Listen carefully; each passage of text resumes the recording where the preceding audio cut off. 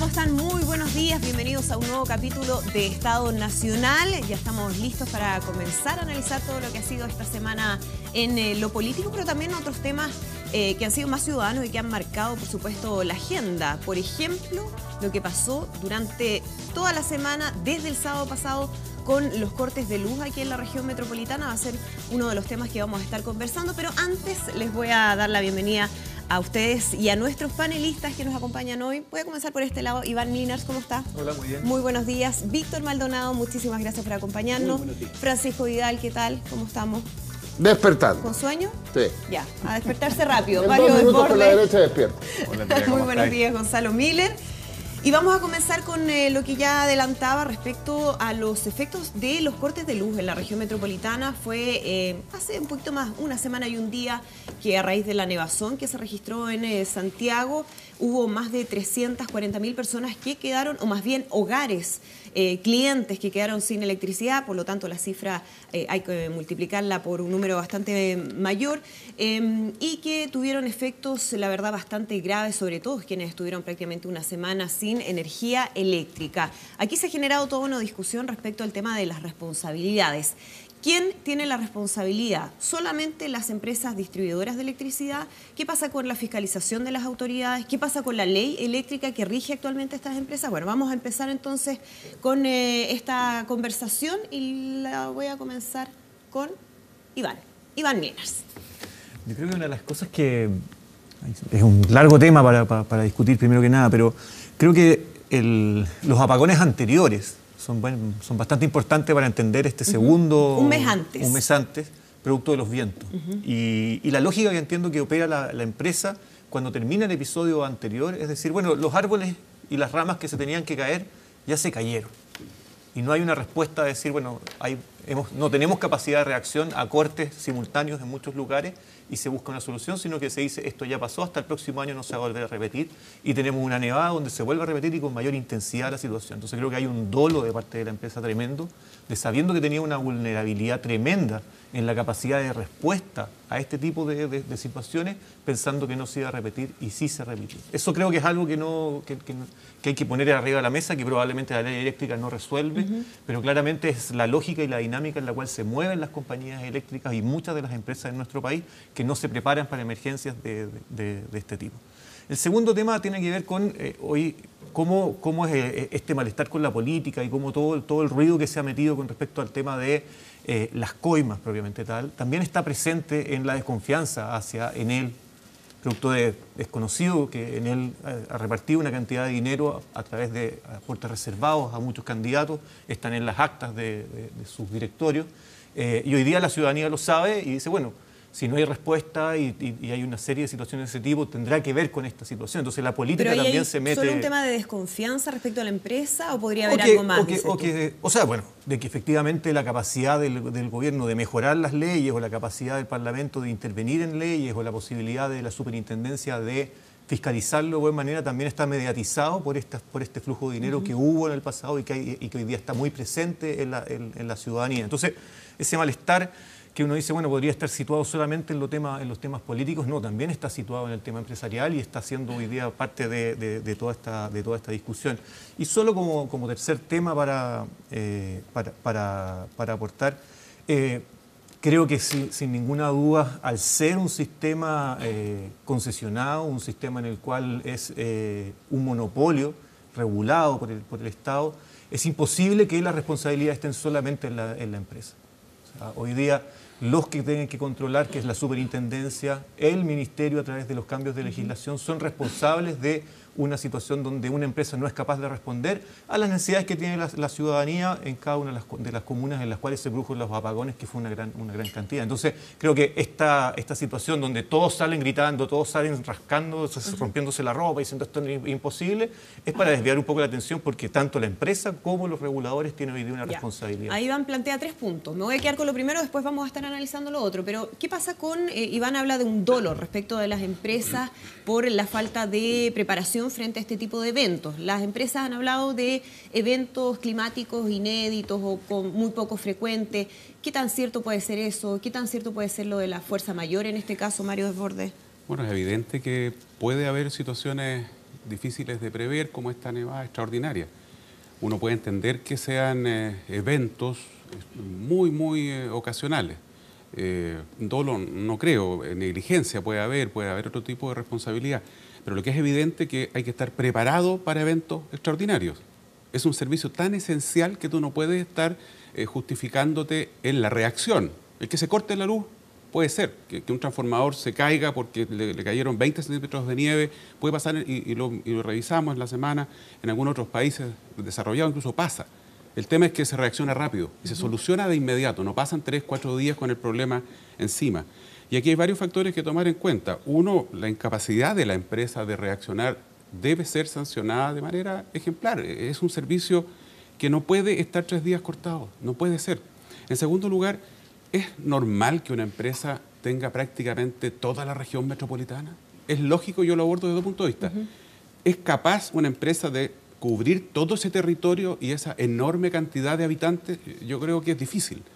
Luego, no hay competencia tampoco. Aquí hay un monopolio, efectivamente, que está asignado y por lo tanto eso también afecta la capacidad o el interés de la empresa en invertir o en gastar.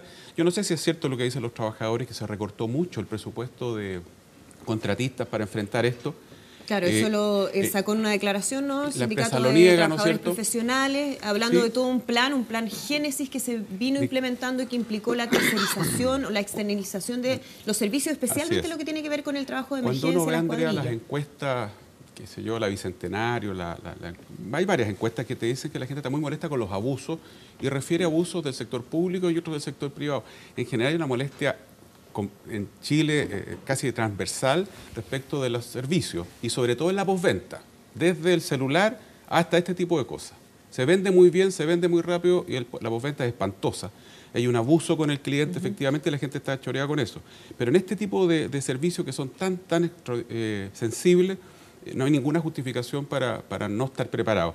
Sobre todo, y eso es lo que espero que el gobierno, y no culpa al gobierno de lo que pasó necesariamente, pero sí el gobierno tendrá que decirnos, bueno, me senté con las empresas y considerando que estamos en un escenario que entendemos de cambio climático con muchas posibilidades que estas cosas sucedan de nuevo, con aluviones en el norte, con nevadas ahora en Santiago, con lluvias muy intensas en un solo día. Bueno, ¿cuáles son las medidas que se están tomando? ¿Qué estamos haciendo con estas empresas de manera responsable para estar preparados para este cambio climático que a Chile lo va a afectar de manera extraordinaria? Ahí Mario habla de la responsabilidad del gobierno en términos de cómo enfrenta a las empresas eléctricas. ¿Ha sido suficiente, ha sido lo suficientemente dura, la reacción de la autoridad, del ministro de Energía, del superintendente de Electricidad y Combustible, Víctor? No sé qué te parece. A mí me parece que sí. Y a mí me parece que, extrañamente, este es un caso de unanimidad nacional. Todo el mundo, sin diferencia, ni siquiera en el sector empresarial, todo el mundo dijo la empresa no estaba a la altura. Cuando ocurre un hecho fortuito, extraordinario, pero se sabe que va a acontecer, la pregunta la tienen todos los usuarios en su mente. ¿Quién me avisó de lo que iba a pasar? ¿Quién me dijo antes? ¿A qué me arriesgaba? ¿Podía yo tomar consideraciones antes de lo que sucedió? Nadie le avisó a la gente. Nadie dio explicaciones. La relación de la empresa con sus usuarios fue nefasta. Entonces, nadie los protege. Hoy día es como darle como contraseguro, porque simplemente no tienen defensa. Lo que ha hecho el gobierno es juntarse con ellos, porque aquí, por supuesto, la empresa tiene que pagar sus culpas. Tiene que pagarlo en multa. Tiene que pagar a los usuarios, indemnizarlos. Tiene que enfrentar demandas. Todo eso lo tiene que hacer. Y no tiene que transferir su responsabilidad a costo de los usuarios. Ahora, si ocurriera algo parecido, que ya estamos acostumbrándonos, que lo inédito pasa en Chile más de una vez, ¿qué va a hacer la empresa? ¿Va a volver a responder tan indignamente como lo hizo? El gobierno pues ya se sentó con la empresa y ya se pusieron a trabajar para poder que esto no ocurra nuevamente. Yo creo que eso hay que hacerlo porque tiene que ser ejemplar. La responsabilidad no se delega. La previsión se puede hacer antes, se pudo hacer antes, tuvo tiempo para hacerlo. Hasta el día de hoy no puede responder, sino que está reconociendo a tartamudeos de que parece que lo hicieron mal. Gonzalo Miller, ¿qué pasa con la responsabilidad o el rol fiscalizador de la autoridad en este tipo de empresas, ¿no? De un sector que funciona de manera regulada, como un monopolio, donde el rol de fiscalización es sumamente importante. ¿Cuál ha sido ahí la reacción? Víctor decía que a él le parece que el gobierno ha respondido bien. ¿Qué te parece a ti? Yo creo que el gobierno no está de acuerdo con lo que dijo Víctor, porque cuando yo veo que es el subsecretario del Interior, el día viernes, o sea, casi 6 días después, la primera reacción del gobierno frente al tema, yo creo que el propio gobierno evaluó que no lo hizo bien tampoco, de que no actuaron aquellos que directamente, uno debería esperar ver al superintendente en ese minuto, el sábado, el domingo, como vocero de la realidad de lo que estaba pasando, o al ministro de Energía, tampoco. Tuvo que reaccionar el subsecretario del Interior, que de hecho me parece que ese día era ministro del Interior. Sí. Estaba como ministro del Interior y él asume, dice, aquí el gobierno está al debe y se tiene que poner al día. Y bien que lo haga, y lo hace, cita a los gerentes y de alguna manera trata de ponerles presión. ¿Fue muy tarde eso, dices tú? Yo creo que sí fue muy tarde, porque ya la crisis ya estaba desatada, o sea, los reclamos, la gente que lleva 2 o 3 días, la gran mayoría estuvo 2 o 3 días. Fueron casos los más complicados, los que siguieron hacia adelante, 4 o 5 días sin luz. Hasta una semana. Hasta una semana. 100.000 personas. Pero en eso, independiente que sean solo 1.000, porque claro, estar una semana sin energía ya el término del daño que se le hace a esa familia es muchísimo mayor que estar unas horas sin luz o un día sin luz. Hay una desproporción también en eso. Pero se dice fuerza mayor, sí, evidente, si aquí no hay que desconocerlo. Fue un evento de fuerza mayor, la nevazón más grande de los últimos 20 años. ¿Exculpan eso en algo de Enel? En nada. No lo exculpa. ¿Por qué? Porque la mayor cantidad de reclamos, creo yo, está puesta en la reacción de Enel, que todavía reaccionó como en un Chile anterior. Reaccionó como una empresa y dice, yo soy un monopolio, me entiendo con el regulador. Si a mí no me llama el superintendente, no escucho a nadie. Y resulta que lo que vimos fue eso, una empresa que no escuchaba los reclamos, no escuchaba, era cosa mirar las redes sociales, era lento, uno no sacaba nada con llamar, no había información, uno no sabía si iba a tener un corte de luz de 6 horas, de 12 horas, de 24 horas, de 36 horas, y esa información es crítica para la familia para poder de alguna manera asumir ellos. Nadie le estaba pidiendo en él que asumiera toda la responsabilidad y que la arreglara. No vi esa disposición en la ciudadanía. Lo que sí estaba pidiendo era información para poder reaccionar también ellos. O sea, para poder hacerse cargo. Recordemos, muchos casos, los casos más críticos, obvio, la gente que es electrodependiente, es decir, que vive por la asistencia que le da una máquina de oxígeno, que vive por la asistencia que le da una máquina que le permite hacerse diálisis, y así muchos casos fueron los más críticos. Hay uno en San Miguel que se asocia, ¿no es cierto?, a este corte de luz directamente. Entonces uno dice, bueno, ¿y la empresa dónde falla? Yo creo que es una empresa que no entiende que la legitimidad social de su rol está puesta en sus clientes y no en el regulador. Y el error más grande, creo yo, de la empresa, que estuvo siempre mirando el regulador. Y si el ministro no le dijo nada, y si el superintendente no le dijo nada, estábamos en normalidad. Y resulta que vino a reaccionar muy tarde. ¿Por qué se nota más la falla? Porque el protagonismo en la crisis misma estuvo puesto ¿dónde? En los alcaldes. En aquellos que tienen la primera línea, más allá de los partidos, más allá de todo, en los que están en la primera línea, con el reclamo, con el vecino que no tiene, con el que primero se da cuenta que hay alguien que es electrodependiente y que tiene que asistirlo como sea. Entonces, yo creo que aquí hay una lección de esta crisis, de esta serie de eventos donde hubo una mala reacción, no solo creo yo del regulador, porque hay una frase que dice el gerente de Enel hoy día en el diario, no recuerdo en cuál, donde dice, el estándar de calidad no lo decide la empresa, dice, lo decide el país. Y tiene un punto. O sea, aquí lo peor es transformar esto en... Aquí la empresa tendrá que responder por lo que le pasó, por las fallas del servicio, pero también tenemos que hacernos cargo de algo. La empresa también tiene un punto ahí, dice, la manera de cómo está concebido el sistema de distribución eléctrica, quizá hoy día no es lo que esperan los... ¿Por qué? Porque hay cambio en la vida. O sea, si uno mira la vida de los chilenos hoy día respecto a hace 15 años, el consumo de electricidad, no solo el consumo, la dependencia de la electricidad en todas las dimensiones de comunicación. Hoy día mucha gente se quedó sin teléfono. O sea, no podía comunicarse. Antes tenía el teléfono fijo. Hoy día ya el teléfono fijo es algo que va decantando. Muchos teléfonos fijos son dependientes todavía de la electricidad también. Sí. Y hay un punto de lo que dice Mario que me hace mucha fuerza. Quizás en la manera de repensar esto, independiente de que este es un monopolio natural, porque obvio no van a llegar a tu casa 2 cables, 2 postes, ¿no es cierto?, con la misma energía. Pero sí, uno puede mirar y decirle, tiene sentido que la región metropolitana hoy día, que es el doble de la que era hace 20 años atrás, siga teniendo una sola empresa que garantice, ¿no es cierto?, el servicio, Quizás no, quizás Ya. es momento de pensarlo de una manera Ese distinta. es un punto interesante. ¿Hay que evaluar el modelo, Francisco Vidal? Primero, lo que me pasó a mí, porque además fui uno de los que tuvo 4 días sin luz. Así que esto no es una aproximación académica. Desde O sea, la experiencia. La mierda me ardía, güey. ¿Ya? Varios mitos aquí. Desde los más generales para llegando la empresa privada. Por definición, la octava maravilla del mundo. Aquí vemos Trump. Segundo, una reflexión, mía por lo menos. Los servicios básicos, ¿los dejamos a estos muchachos o los asume el Estado? Como fue tradicionalmente en Chile. Endesa la creó el Estado. Tercero, lo peor, decían los trabajadores, 90% de los trabajadores de enero son subcontratistas. O sea, la deformación del, comillas, trabajo decente. ¿Para qué? Todo para abaratar costos. ¿En qué empresa? La que renta 15% sobre el capital anual. La que gana 365 millones de pesos diarios. Ahora, si no se puede, porque no sé qué, andan todos tiritando cuando uno habla de Estado, bueno, cambiar la ley, pues ahora supe yo que la ley es de los 80. Sí, Y los fiscalizadores todos diciendo que no pueden hacer nada. pero ¿es un problema de la ley o es un problema de no cumplir la ley actual? Bueno, aparte de no cumplir la ley, porque además descubrí que para botar los pajaritos y las ramas se echaban la culpa entre él y los municipios. Y los municipios tenían razón, porque hay un fallo de la Corte Suprema. Exacto. Entonces, la decir, suma es de estas responsabilidad de las cosas, distribuidoras. aparte de la rabia que le da uno, en lo personal como ciudadano, 4 días sin luz, y además el carapalismo. Mira la compensación.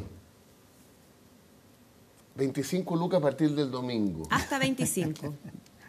Y el sábado fue los más afectados pues, en volumen.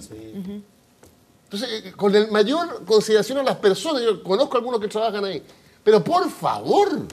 Entonces, la lección aprendida es cambiar la ley, como le escuché a Rebolleo y al superintendente, y que aquí estamos hablando de una empresa monopólica, regulada, que tú le garantizas utilidades, se las garantizas, se lo quisiera cualquier empresario chico en Chile.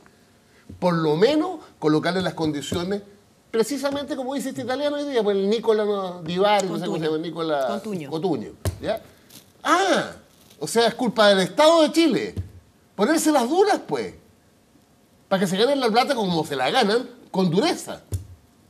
Eso es mi opinión. Ya, pero ahí hay un punto que me parece interesante para discutir, que plantea Francisco Vidal respecto a esto de si los servicios básicos debieran estar en manos del Estado o hay que dejárselo a privado, que es un tema que yo sé que va a generar aquí la discusión. derecha que decir, el lucro. Es que, bueno, yo creo que Gonzalo a problemas nuevos, no soluciones viejas que están comprobadas que no funcionaron. ¿Por qué digo que no funcionaron? Una cosa, yo tengo ya mi años, me acuerdo cuando Telefónica todavía era estatal, había que ir a anotar 6 meses, un año, postular para tener un teléfono. O sea, no era la luz el año 71, la última nevada equivalente a esto. Yo vivía todavía, tenía Entonces, yo creo que la solución... 18 años. La solución, yo no sé quién puede pensar de que si en él fuera hoy día estatal, habría reaccionado mejor a cómo reaccionó hoy día. Si lo que hay que fijarse, digamos, es que, igual que hubiéramos escuchado las mismas explicaciones, nosotros cumplimos la ley. ¿Qué hubiera hecho la empresa estatal? Exactamente lo mismo. Damos el estándar que el gobierno o el Estado, en este caso, establece. Hubiera hecho lo mismo, Pancho. Si al final, si las cosas fueran tan simples como dependiendo de la propiedad, es la reacción. Aquí lo que hay es un mal diseño. Recordemos algunas cosas. Endesa estuvo a la venta 4 o 6 años. ¿Y qué hizo para poder venderse de mejor manera? Reducir los costos fuertemente. A costa de los ciudadanos. Y vendió muy bien Endesa España. Y se lo vendió a Enel, que es una empresa estatal italiana. Una empresa estatal italiana. Compró. ¿Y qué hace Enel cuando compra y se da cuenta de la realidad? Dice, compré muy caro para lo que esta empresa es. ¿Y qué ha vuelto a hacer Enel? Volver a apretar los costos. Para tener una rentabilidad del 15% sobre el capital. Y esa es la rentabilidad que el regulador y el Estado y todo le permiten tener. Absurdo. Entonces, bueno, ahí está la discusión. Yo creo que lo que han hecho las empresas tiene que ver con lo que es su instinto natural. Aquí hay un rol respecto del regulador. ¿Ah? ¿Por qué? Por eso cuando yo digo, esta es una empresa, y en general actúan así casi todas las empresas que tienen concesiones. nunca miran a la ciudadanía. Miran al regulador. Ese es su cliente. Y mientras el superintendente no se las cante, mientras no hay un ministro que se las cante, ¿no es cierto?, ellos aguantan. Primero que estoy de acuerdo con Miller. Iván. Entonces, por eso mismo es muy importante el tema de los aportes de las empresas que existía a la política, porque el regulador está en la política y efectivamente hoy día todo se mierda por esa situación.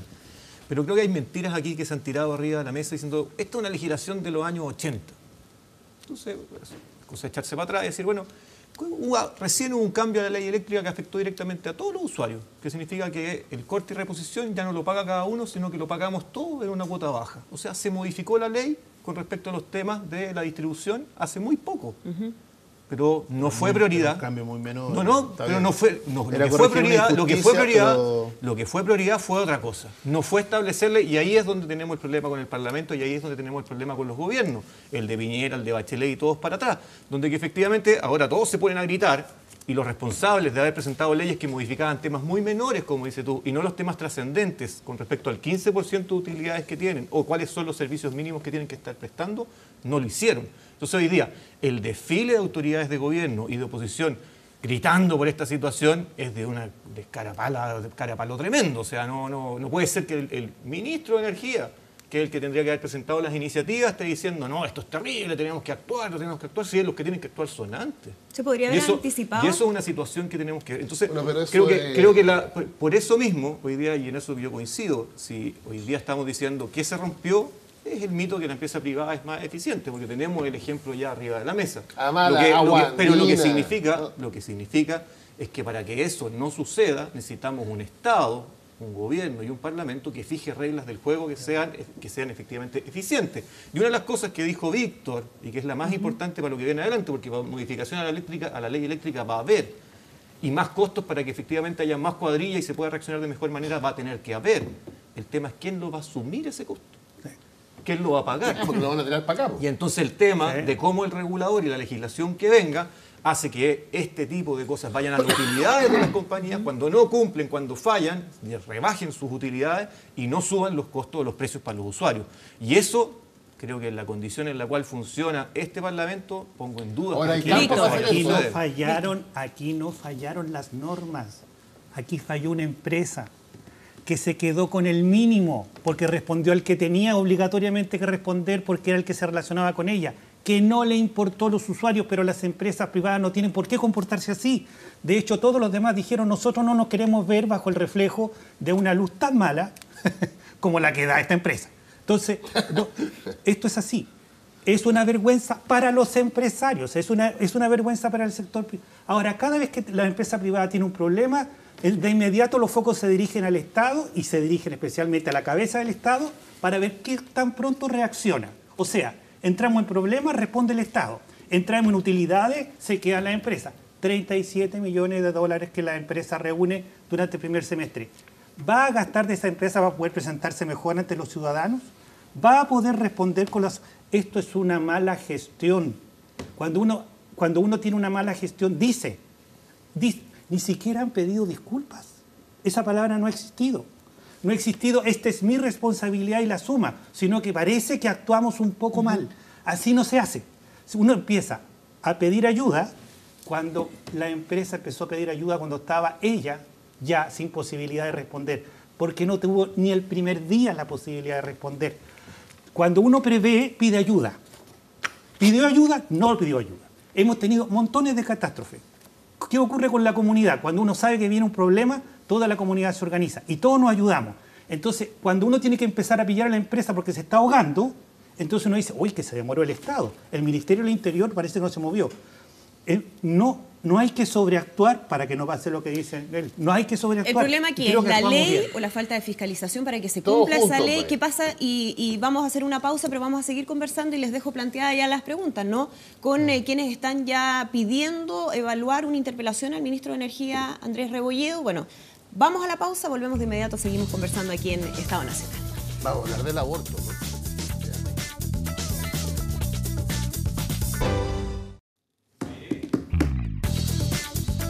Bien, seguimos conversando aquí en Estado Nacional respecto a los efectos de los cortes de luz, las responsabilidades, toda la discusión que se ha generado. dejaba plantear una pregunta, ¿no?, que tiene que ver con si el problema es la ley que hay actualmente o el problema es el no cumplimiento de esa ley, la falta de fiscalización. Mario Desbordes. O todas las anteriores. O todas las anteriores. ¿Quién tiene la culpa? Aquí se ha discutido, se ha planteado distintas posibilidades. Definamos quién tiene la culpa después de hacer un análisis serio. Me parece que hay que hacerlo. O sea, echémosle para adelante nomás y olvidémonos de quién tuvo la responsabilidad de lo que se vivió. A ti te tocó la anterior, estar varios días también sin luz, lo conversábamos en el programa. Luego de ver quién tiene la culpa, perfecto, pero ¿qué hacemos?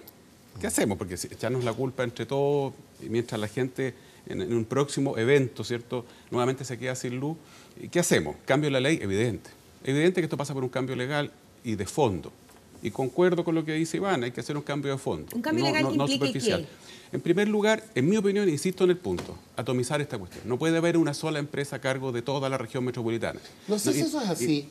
Son dos empresas en toda la región. Con la CGE no. Pero Pero la CGE de este porte. Es minoritario en términos de porcentaje. está en la zona agrícola. Me van a decir que no es rentable. No es cierto. No es cierto que no sea rentable. En segundo lugar, aparte de atomizar, establecer estándares muy precisos, que sean fiscalizables. Y en tercer lugar, aparte de establecer estos estándares, si no los cumples, multas que de verdad duelan. Porque si tú le pones una multa de $1 millón, es la utilidad de 3 días, 4 días. No le va a doler en él esta cuestión, ni al que llegue.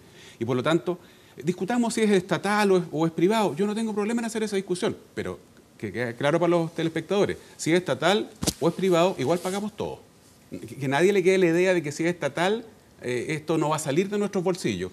Si es estatal, el Estado tendrá que optar entre distintas urgencias financieras.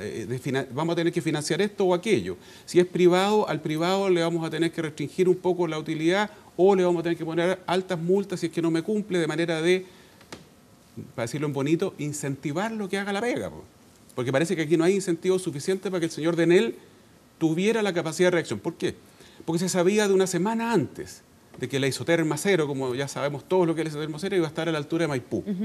Se sabía desde una semana antes, se sabía que era un evento de precipitaciones. O sea, el pronóstico aquí fue muy acertado. Sí. No había ninguna razón para que no estuvieran preparados, para que no contrataran, si les gusta el tema de los subcontratistas, que es legítimo en algunos casos, para que tuvieran una capacidad de reacción Más cuadrilla. acorde y con el equipamiento adecuado, porque esa es la otra fiscalización que está pendiente. Porque uno veía las imágenes y estos pobres gallos andaban trabajando con el casco y el alicate. Con el casco y el alicate en algunos casos no teníamos linterna, no teníamos lámparas. Bueno, el punto es modificación legal de fondo. En mi opinión, no podemos depender de una sola empresa. En tercer lugar, estas rentabilidades, ok, usted quiere tener rentabilidades, pero eso tiene un costo importante para usted, no para el usuario.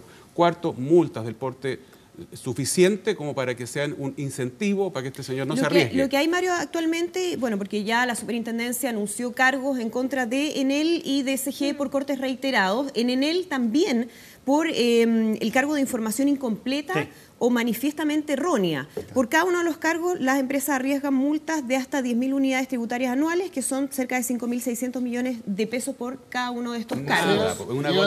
Es absolutamente nada para el tamaño de esta empresa. Es cero. A la empresa le conviene más no hacer nada y pagar la multa feliz de la vida. Que además va a beneficio fiscal, que ese es un tema también que se podría plantear. Beneficio de los clientes. Eso, ¿debiera cambiarse eso o no? ¿Sabes lo otro no sé, porque en el fondo aquí las multas a beneficio fiscal tienen un sentido, de que esos recursos en manos, en esta vez, Pancho Vidal, en manos del Estado tienen más sentido que 500 pesos. Estamos en crisis. Estamos transformando a la UDI. Que 500 pesos en la cuenta individual de cada uno. Yo creo que en el respecto a las multas, ahí no veo espacio para innovación, pero sí me hace mucho sentido lo que dice Mario. La política rápidamente se concentra en buscar culpables y al final del día hay que buscar soluciones. Hay que buscar soluciones.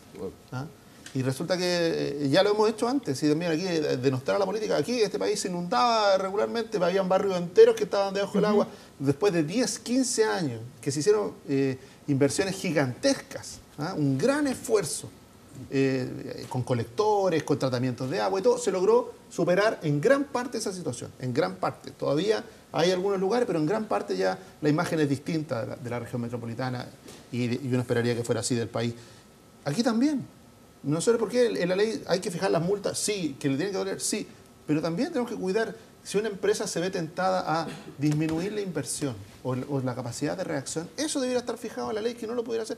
Tiene que asumir un compromiso respecto a la inversión. ¿Por qué? Porque estamos reaccionando frente a este evento hoy día en que, claro, estamos diciendo la energía es cada vez más necesaria en la vida diaria de las personas, la energía eléctrica. Ya no es solo la luz. Y resulta que en 10, 15 años más, que a donde debiéramos estar mirando, la energía eléctrica va a ser la energía que va a mover al país. Y resulta que no estamos pensando de nuevo en el tipo de marco legal. Por eso me hace sentido también la que debieran haber varias empresas. Yo creo que parte de las restricciones que conocemos hoy día, en términos de qué, de que no podemos tener posteado por cada empresa todo el país, todo, y eso es una mentalidad más del siglo XX que del siglo XXI. Quizás sí hay maneras de competir a través del mismo posteado, como se hace en el sistema de telecomunicaciones, a través de los mismos postres pasan los cables de todo, y que haya competencia, de que haya varias empresas y de que haya capacidad de reacción. ¿Posibilidad de hacerlo soterrado, no? Es caro, es una discusión, es carísimo. Es 10 veces más caro que Bueno, esa es la solución final. Pero no con cargo al consumidor, pues. en algunos sectores ya se está haciendo a través de una norma legal. En la Vitacura. En Las Condes, en general el sector oriente le ha traspasado al privado, le dice, si usted quiere construir, tiene que construir bajo estas normas. A partir de incluye el soterramiento. Pero uno tiene que hacerse cargo que tenemos un país que es diverso en realidad. No es algo que se puede asumir obligatoriamente en todo el país. Y No, alguien va a Vitacura tener y que Las Condes lo puede hacer porque y son el alguien- Beverly Hills. Y alguien lo tiene que hacer en el resto del país. Hace obvio. El Entonces, Estado, alguien- pues. No sé si el Estado, si puede ser la Obvio, inversión pues. se le puede fijar el regulador como norma, decirle, ¿sabe qué? Usted tiene que también avanzar también en protección. ¿Por qué? Porque lo estamos viendo, está bien el soterramiento, pero resulta que los transformadores, que son el gran punto débil aquí, los transformadores o estaban desactualizados, o eran muy antiguos, o estaban en una capacidad límite, o sea, no tenían margen. Estaban, en el fondo, si un transformador estaba diseñado para 10, ¿no es cierto? Estaba trabajando entre 9.5 y 10.5. Normalmente antes tenían un margen de tolerancia, es decir, podían soportar más. Entonces es la misma empresa, volvemos, que se le permitió, porque eso hay que hacerse cargo. Es la empresa la que tomó la conducta y es responsable de su conducta, pero también el regulador y el Estado le permitió hacerlo, llevarlo hasta el límite, hasta tener un sistema eléctrico muy frágil. Sí, eso es lo que tenemos hoy día. ¿Queremos uno más fuerte? Metámonos en la ley, metámonos en las soluciones, pero pensando en el Chile de los próximos 20 años y no solo en la nota del diario o en la cuña de la televisión. Ahora hay un sino nuestro. ¿Cuál? Un desgraciado mata a una guagua curado, tenemos la ley Emilia. Unos fascistas matan a un homosexual, ley Zamudio. Ahora vamos a tener que mejorar la ley. ¿Te fijas que no? Hay un conjunto de situaciones que eran como obvias, pero en la cultura nuestra está la reacción. Yo me sentaría a pensar con 10 compadres. Ya, pero esa falta de anticipación, ¿de quién es responsabilidad? De todos, pues. Es que de Y todo sobre es todo como del fuente gobierno. ovejuna. Y sobre todo del Ya. gobierno. De mi gobierno. ¿Quedó claro? O sea, hay un mea culpa ahí de parte de... Mío, no, yo no hablo por nadie. Por No, eso. pero respecto a las Empezó el primero, responsabilidades de las empezó el primero. autoridades, ¿no? Falta Iván. la O empresa. sea, yo creo que es evidente, o sea, la ciudadanía lo tiene claro, que aquí hay un problema que se arrastra por años y que la manga ancha que han tenido las empresas reguladas por el Estado para poder operar y la sensación de debilidad de la ciudadanía frente a ellas corresponde a un Estado que no se ha hecho cargo. Y eso han sido una secuencia de gobiernos que han llevado esta situación hasta el límite, en el agua, en las carreteras, en la electricidad, en una serie de situaciones de ese tipo. Entonces, siempre el tema de hasta dónde va, y el griterío, yo repito, si el griterío lo único que hace es desprestigiar la política aún más, porque lo que están haciendo es ocultando una responsabilidad, y entonces situaciones como estas es que hemos fallado. Aquí no se van a repetir el 15% de utilidades con respecto, o las multas, como se plantean aquí como soluciones, no van a ir como pasa en el Transantiago. Las empresas dicen, si me multan, bajan mis utilidades y tengo que ir a pedir más plata al ministerio. Y entonces los que terminan efectivamente pagando las multas del Transantiago o son los usuarios a través de tarifa o son los usuarios a través del fisco. Entonces no es la solución. O sea, un a este círculo tipo. vicioso. Es un círculo vicioso. Y entonces, si decimos multas, tenemos que decir, bueno, ¿multas cuándo? ¿Para que sean costos de las empresas? Bueno, eso ¿O pasó para que igual vayan con las colusiones. o para que vayan a las utilidades? Y entonces tenemos que modificar la forma de tener estas discusiones. Y estas discusiones, cuando pasan la emergencia y se van a discutir en alguna comisión y luego va a ir al Parlamento y en las comisiones se va a discutir, la ciudadanía desaparece. Y empieza el lobby y empiezan los que empiezan a ejecutar y actuar dentro de esa materia, y cada una de las transformaciones que hemos tenido en los órganos, en las empresas reguladas, no han sido en beneficio de los usuarios. No tenemos hoy día una sensación de la ciudadanía de decir, oye, en realidad ha habido aquí una ley que ha puesto efectivamente estas empresas al servicio de la ciudadanía, al servicio de los usuarios. Bueno, ¿Y es qué es lo algo que pasa? que plantea el Aparece ministro de ahí. Energía en términos de la evaluación que hay que hacer respecto a la ley, de si se traspasa parte, y era lo que planteaba recién, ¿no? pero Se la- pero la traspasa mentira- parte de esa multa a compensación para los Pero usuarios. la mentira es decir que esta ley es del año 80, porque han habido 30 años para que se haya modificado, y han habido modificaciones, pero en otros puntos. Y los elementos centrales de la regulación que garanticen un buen servicio, que garanticen que estas Lo que utilidades pasa no es que sean Iván tiene la millonarias, razón. no se han hecho. Y entonces el ministro cuando hoy día lo va a decir, bueno, además un ministro que lleva bien poco tiempo, entonces tampoco uno le va a echar la responsabilidad de todo a este ministro, sino que el sistema político no actúa en esa dirección.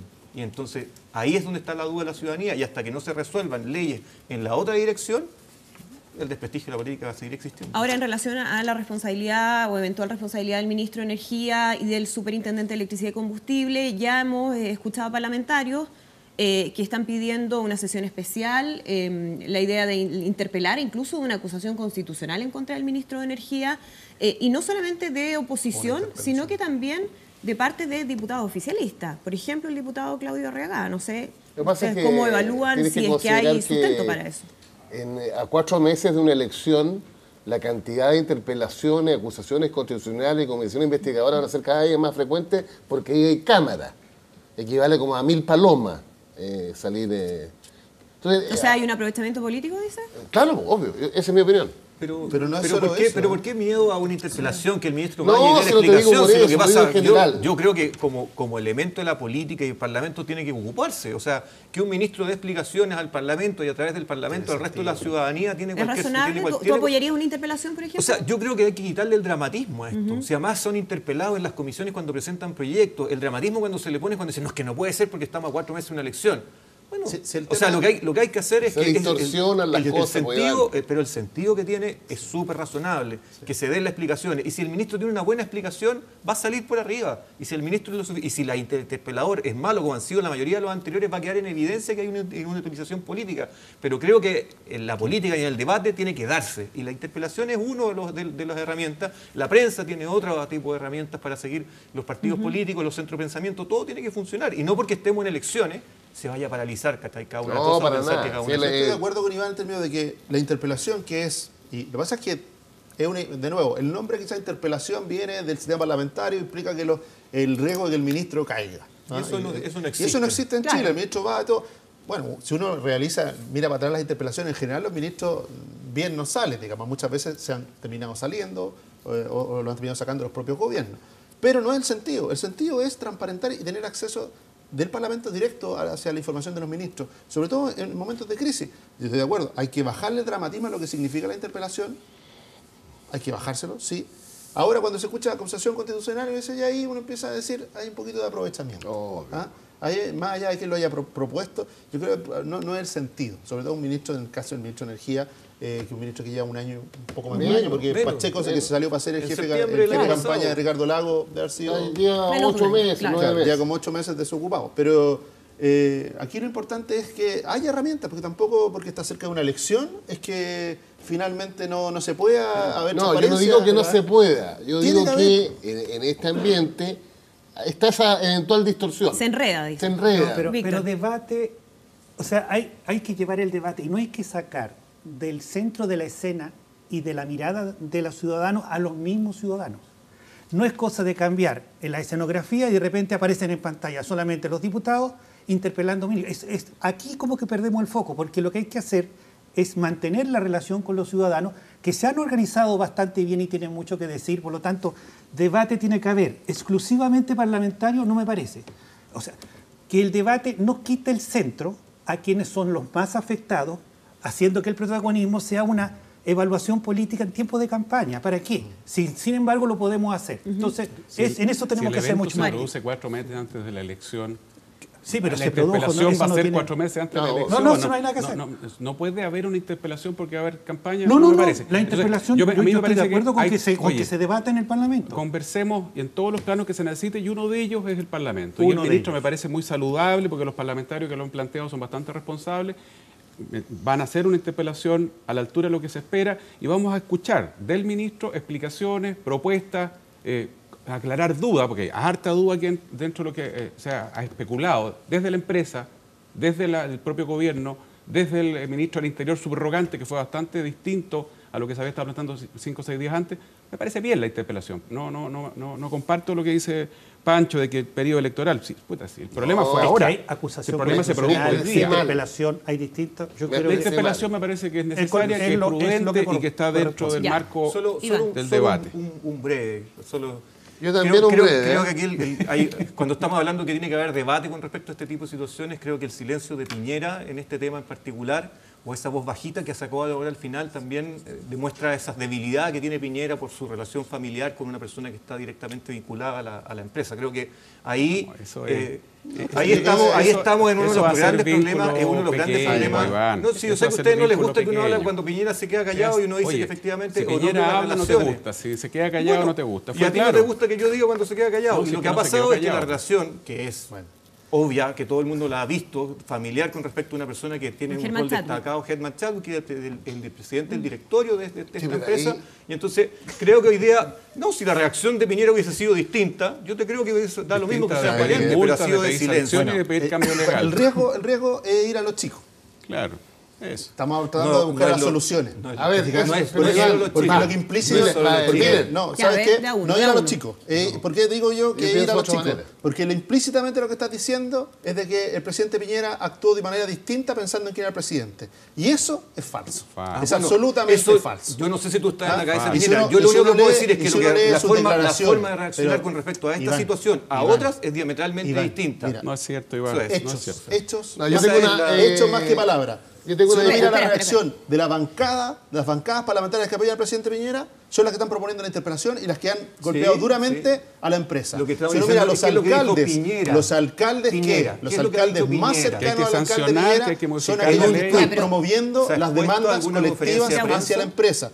Entonces, si son los alcaldes más cercanos a Piñera los que promueven las demandas, son las bancadas las que están promoviendo la interpelación y las sanciones más duras contra la empresa, tu elucubración no resiste a nada. El 80% de los temas gruesos, presidente. Porque el tema más de fondo. Yo sé que reaccionan todos y empiezan a hablar pero si Piñera se quedó callado y salieron todos los otros a hablar, efectivamente. Yo quiero ganarle a Piñera y le vamos a ganar por idea.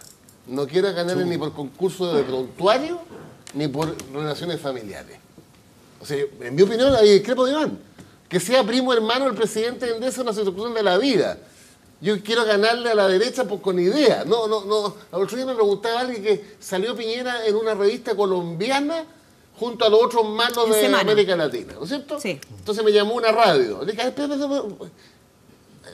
¿por qué yo voy a colocar al presidente Piñera al mismo nivel de los otros sinvergüenza cuando no lo es, en mi opinión?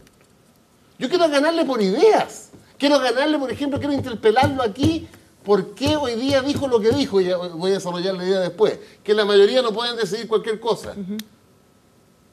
Por eso le quiero ganar. No porque sea el primo hermano del presidente de la empresa. Iván. Yo quiero insistir. Se levanta una piedra en este país y aparece Piñera y aparecen sus relaciones. Y ese es uno de los problemas que hoy día tiene Piñera y su relación con la ciudadanía. Y la duda que tiene gran parte de la ciudadanía con respecto a Piñera es para quién juega. Hoy día lo que tenemos en la bolsa, esta fiesta de los especuladores que han hecho subir la bolsa chilena por sobre la mayoría, por récord, son los especuladores que están muy contentos porque el que hoy día tiene mayores posibilidades de ser presidente de Chile es Piñera.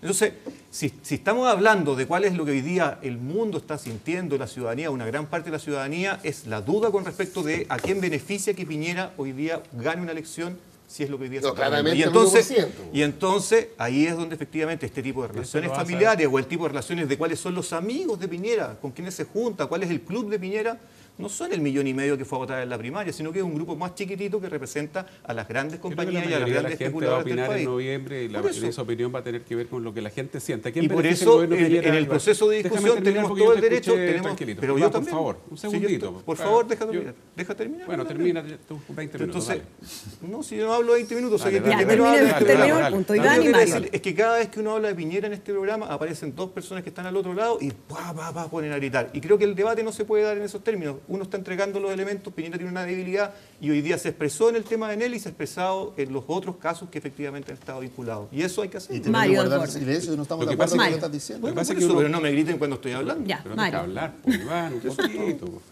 Regálame un segundito. Cuando tú sales con este, entre comillas, argumento, porque la verdad que el argumento tiene cero, de que Piñera hay algo sospechoso, ¿cierto? Porque guarda silencio. Y solo habló en Twitter, muy claro por lo demás en el Twitter. Y yo te muestro que la mayoría de los temas gruesos ha opinado en Twitter, porque es una herramienta, como lo decía ayer, en una preparación de candidatos, extraordinariamente clara, donde él llega rápidamente a miles de personas. Yo te estoy diciendo, mira, la verdad que sí opinó, y opinó justamente en la ventana más transparente de todas. Ahí está la opinión de Sebastián Piñera. Cuando tú haces un vínculo entre que el pariente, que el no pariente, que tiene pariente además en un montón de otros lados, sería la razón, ya estamos levantando una sospecha que no solo no tiene ningún sustento, sino que además es dañina para el mínimo nivel del debate que queremos tener.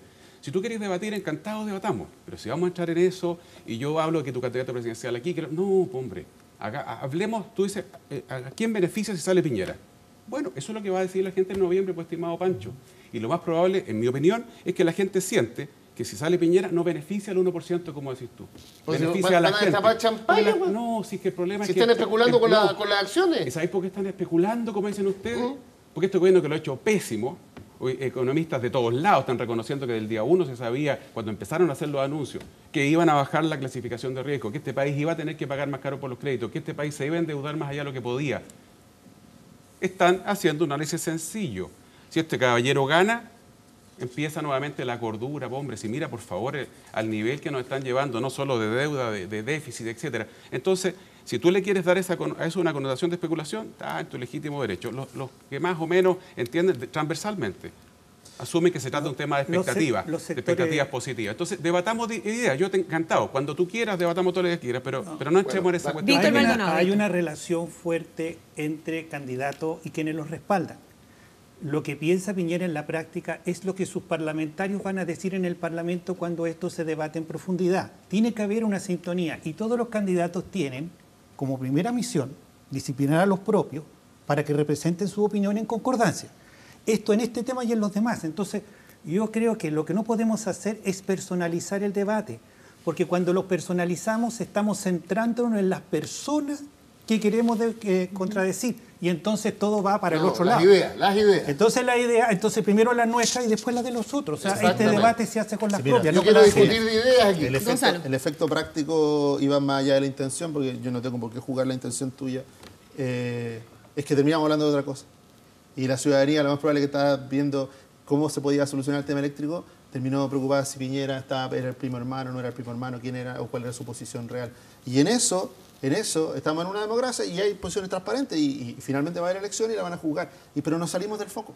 Dejamos de hablar del tema de la regulación, dejamos de hablar de las soluciones, dejamos de proponer. Porque, solo ponerlo en contexto, resulta que la proposición de ponerle fin al monopolio viene de la centro derecha. La proposición respecto de que se aumenten las sanciones es compartida y tiene viabilidad de avance.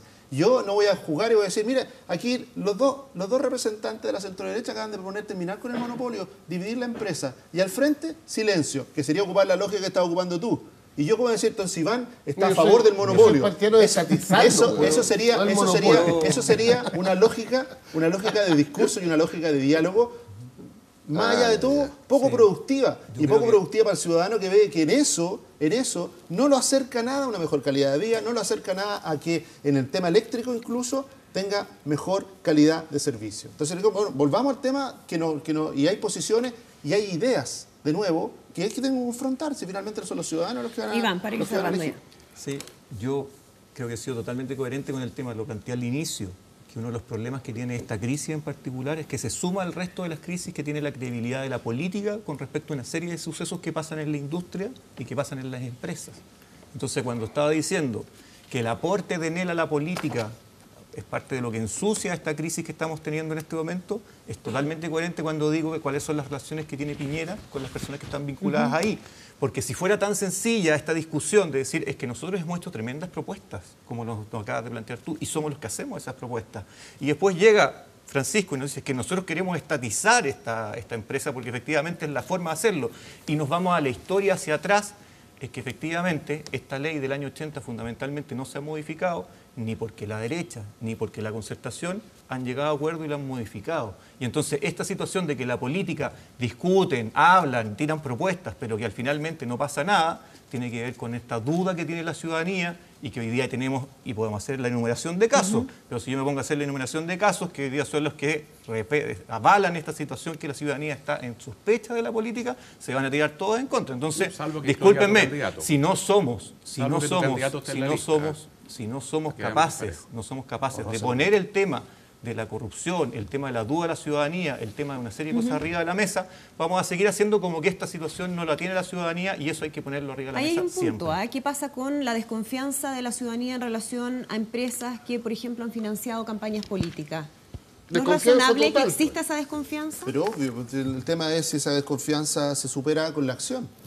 No es con rajar vestiduras, porque al final al rajar vestiduras va a pasar lo que pasó cuando se inició la discusión respecto al financiamiento de la política, que los primeros fariseos en rajarla se vieron implicados y al final era el sistema político entero, incluyendo a todos, el que era parte de eso. Entonces, uno dice, ¿cómo se demuestra? En acción, en soluciones. O sea, yo me gustaría por eso que se tomaran mirando de nuevo al Chile de los próximos 20 años. Nosotros no tenemos que responder aquí pensando que hay 4 meses de una elección, que las sanciones durísimas para la empresa o cualquier cosa, si eso no le va a permitir al país tener un mejor sistema eléctrico en 20 años más. Si no estamos empezando la discusión de tener, si queremos un Chile moderno, los países modernos dependen de la calidad de su energía. Ese es un límite para un país moderno. Entonces es un tema de consistencia que algo, y lo reconozco, el ministro Pacheco hizo durante su mandato. Lamento mucho que el ministro Pacheco haya salido del gobierno porque era uno de los pocos que estaba trabajando con las empresas. Estaba trabajando con las empresas en tratar de avanzar un sistema más moderno y sostenible. Pero resulta que todo eso, Iván, no subyace ni mejora lo que pasó. El tema es si lo que pasó impide, y yo entiendo cuál es el sentido político de esto, te trato de decir de aquellos que se sienten afuera del sistema, decirle el sistema no ha sido capaz los últimos 30 años. Resulta que el sistema ha sido capaz de muchas cosas en los últimos 30 años. Francisco Vidal. Y el tema es si en esta también es capaz de hacerlo. Es que yo creo que hay otra lección, sobre todo para nosotros, la concertación hoy día no es la mayoría. Cuando uno analiza el libro de Naciones Unidas, que yo lo sigo recomendando, Desiguales, y se va exactamente al tema de la concentración económica, esta necesidad que tuvimos legítima de crecer como nunca en la historia de Chile, llevó a una distorsión, en mi opinión, que era darle demasiadas garantías al gran sector privado para que ayudara a ese objetivo. Hay un dato en el libro, comparando peras con peras, en platas de 1990 y 2016, en que los grupos económicos, que son básicamente 20, multiplicaron por 11 en platas de igual valor. Entonces, yo escuchaba, Iván, la falta de regulación, la falta de mayor disciplina. Yo creo que también es una autocrítica global, me estoy refiriendo, que tenemos que hacer nosotros como centro izquierda. ¿Qué pasa? Y un tema que no lo hemos tocado, pero que también fue relevante durante la semana con el rol de los alcaldes en esta crisis por los cortes de electricidad. Vimos no solamente al alcalde Joaquín Lavín de Las Condes, que ya había estado también muy presente en el corte anterior, sino que municipio de La Reina, en distintos lugares que impulsaron demandas colectivas.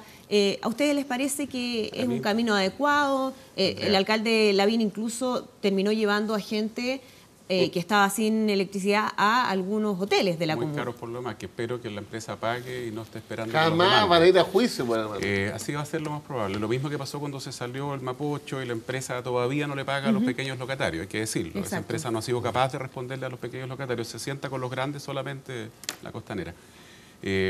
Cortito, rápido. Yo he escuchado a Ricardo Lagos dando explicaciones, me parece ridículo que lo hagan dar explicaciones por el tema de las concesiones. El país va avanzando, son realidades distintas. En su minuto, si no se hacía por esa vía, no teníamos carretera de La Serena a Puerto Montt, y felicito a don Ricardo por la pega hecha. Hoy día, los estándares, las utilidades, los márgenes, estas normas draconianas contra los usuarios, me incluyo dentro de ellos, ya no son lógicas, pero hace 20 años atrás, 15 años atrás, eran lógicas y tenían sentido y permitieron un tremendo avance. Respecto a los alcaldes, evidentemente Hacen que su pega, los ¿no? alcaldes están haciendo su pega, no todos la hacen lamentablemente siempre, pero está bien, hicieron su pega, estuvieron en la emergencia, y eso demuestra, y perdona que te lo lleves a otro tema, a mí me da pánico ver cómo, y escucho a grandes pensadores discutiendo cuántas regiones más creamos. Y en paralelo le estamos quitando atribuciones a los alcaldes. Y presumo. Otra vez estoy de acuerdo con don Ricardo. Aquí debería ser 6 regiones con suerte. Si el tema no es crear más regiones, no es crear más gobiernos regionales. En Chillán reclaman de que todo se decía en Concepción y antes los de Concepción reclamaban que todo se hacía en Santiago. Yo te he firmado que una vez que se apruebe la región de Chillán y se constituya... San Carlos va a reclamar que todo se decía en Chillán. Así es, la gente de San Carlos va a reclamar que Eso todo lo se decía en conocí Chillán. yo, Entonces, tengo un doctorado. ¿qué está pasando? En los países desarrollados son los alcaldes, es el gobierno local el que tiene atribuciones y el que tiene recursos. Es a través del gobierno local donde se canalizan las inversiones medianas para abajo. Es a través del gobierno local en donde se hace el esfuerzo mayor por transferir atribuciones, recursos, capacidad fiscalizadora. Hoy día no las tienen los alcaldes. Y eso es lo que tenemos que repensar. Me parece bien la descentralización, me parece bien la desconcentración de servicios públicos, me parece bien avanzar en darle más poder a la gente. Pero eso no se va a hacer a través de crear más regiones, en mi opinión, se me van a sentir en algunos lados, sino que necesariamente dándole más atribuciones a estos alcaldes, y los alcaldes han demostrado que se la pueden cuando están enfrentados a la emergencia, y son los que están más cerca de la gente. Víctor. Pero dos cositas. Una, se ha nombrado aquí a Máximo Pacheco y hay que decir que este gobierno, si va a dejar una de sus grandes cosas, va a ser el logro que Máximo Pacheco ha hecho para asegurar para 20 años la capacidad energética y el aumento de la capacidad energética del país. Eso es una... Y se consiguió con consensos, con acuerdos, en silencio y mostrando resultados. Yo creo que ese es el camino que hay que seguir. En el caso de los alcaldes, hay que saber que los alcaldes pueden hacer gestos, sobre todo para ser vistos en televisión, pero no hay hotel en el que caigan aquellos que tenían dificultades con él. O sea, una cosa es la imagen y otra cosa es la realidad de miles de personas. Cuando hablamos de estos temas, estamos señalando una cosa, que tal vez las metrópolis, como muchos han señalado, deben tener una coordinación de metrópoli, porque los problemas de la ciudad no se pueden solucionar por estancos pequeños. Se llama alcalde mayor. Eso es efectivamente una autoridad que coordina muchos servicios al nivel que se produce. Ahora se produjo una crisis ciudad y no tenemos todavía un organismo con la capacidad de dirigir la ciudad, y eso es muy importante. Bueno, ese es un tema que da también para mucho más, pero vamos a hacer una pausa porque ya está lista nuestra invitada, la diputada del Partido Comunista, Carol Cariola. Tenemos hartos temas que conversar con ella, así que regresamos de inmediato. Muy bien.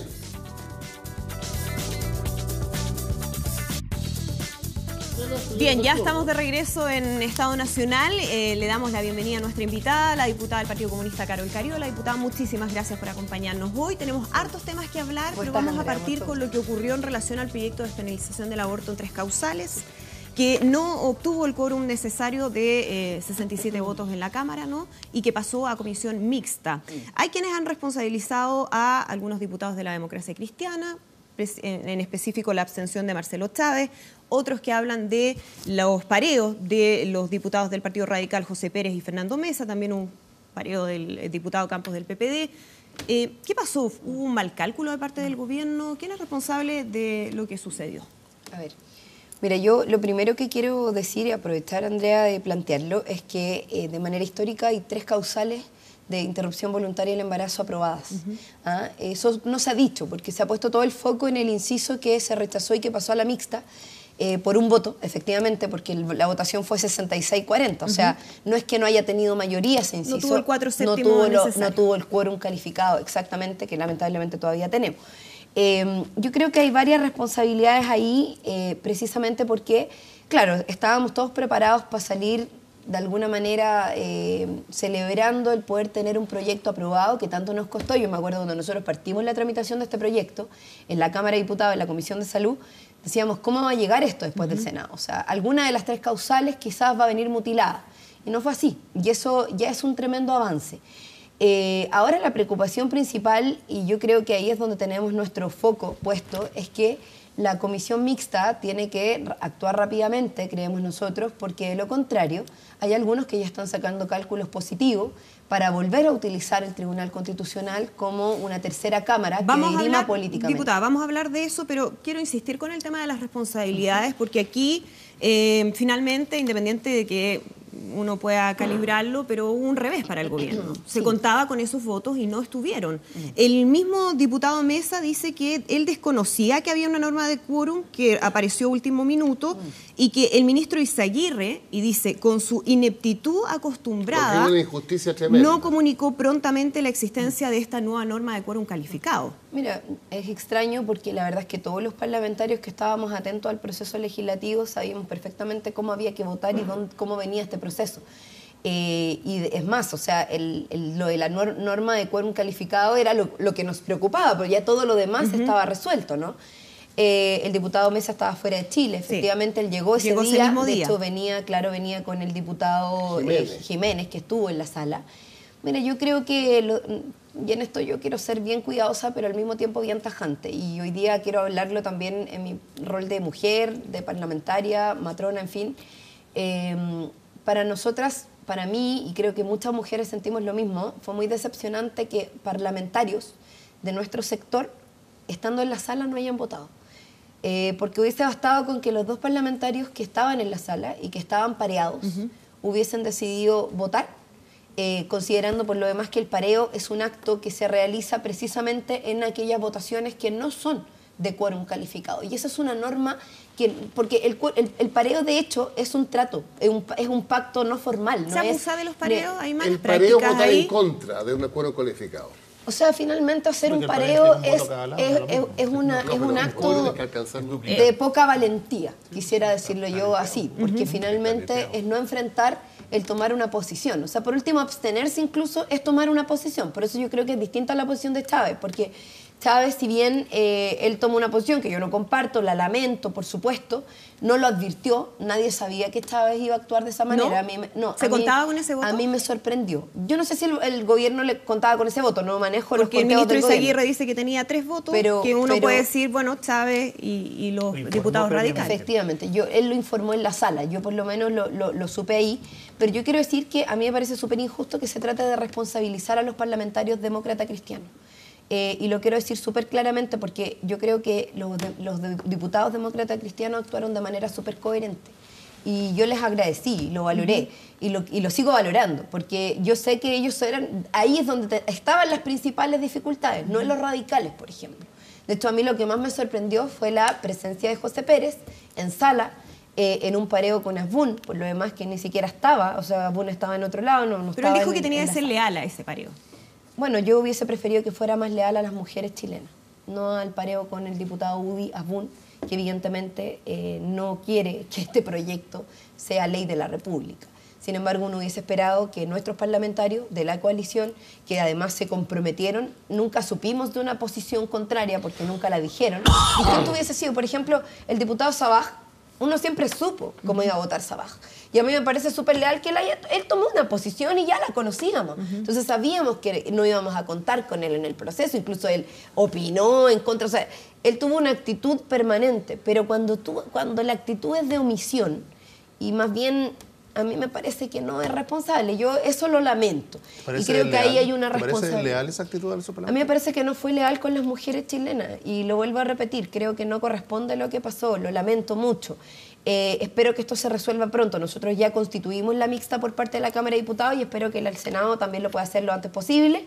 Y vuelvo a repetir, tú lo decías, vamos a hablar de eso, bueno, pero nuestra principal preocupación hoy día es que el Tribunal Constitucional no borre con el codo lo que se escribió con la mano durante 2 años en un proceso democrático, en una institución que es electa por votación popular y que esto no se vaya a revertir por 12 personas que finalmente son designadas, o sea, 10 personas que son ¿Y qué designadas y que expectativas hay con lamentablemente eso, diputada? tienen... ¿Qué expectativas tienen respecto a la votación en el Tribunal Constitucional o lo que podría ser la revisión en el Tribunal? Lo que uno esperaría del Tribunal Constitucional es que actúen conforme a derecho, que ellos actúen en base a lo que les corresponde y no que finalmente opere nuevamente como ocurrió con la reforma laboral, más bien una posición política que se imponga, porque ahí yo creo que más que la ley de interrupción voluntaria del embarazo en 3 causales, lo que tenemos que empezar a discutir en Chile es qué pasa con nuestra democracia. O sea, porque si nuestra democracia es tan vulnerable al punto de que un tribunal constitucional con 10 personas designadas, donde por lo demás la gran mayoría de ellos son hombres, en este caso particular,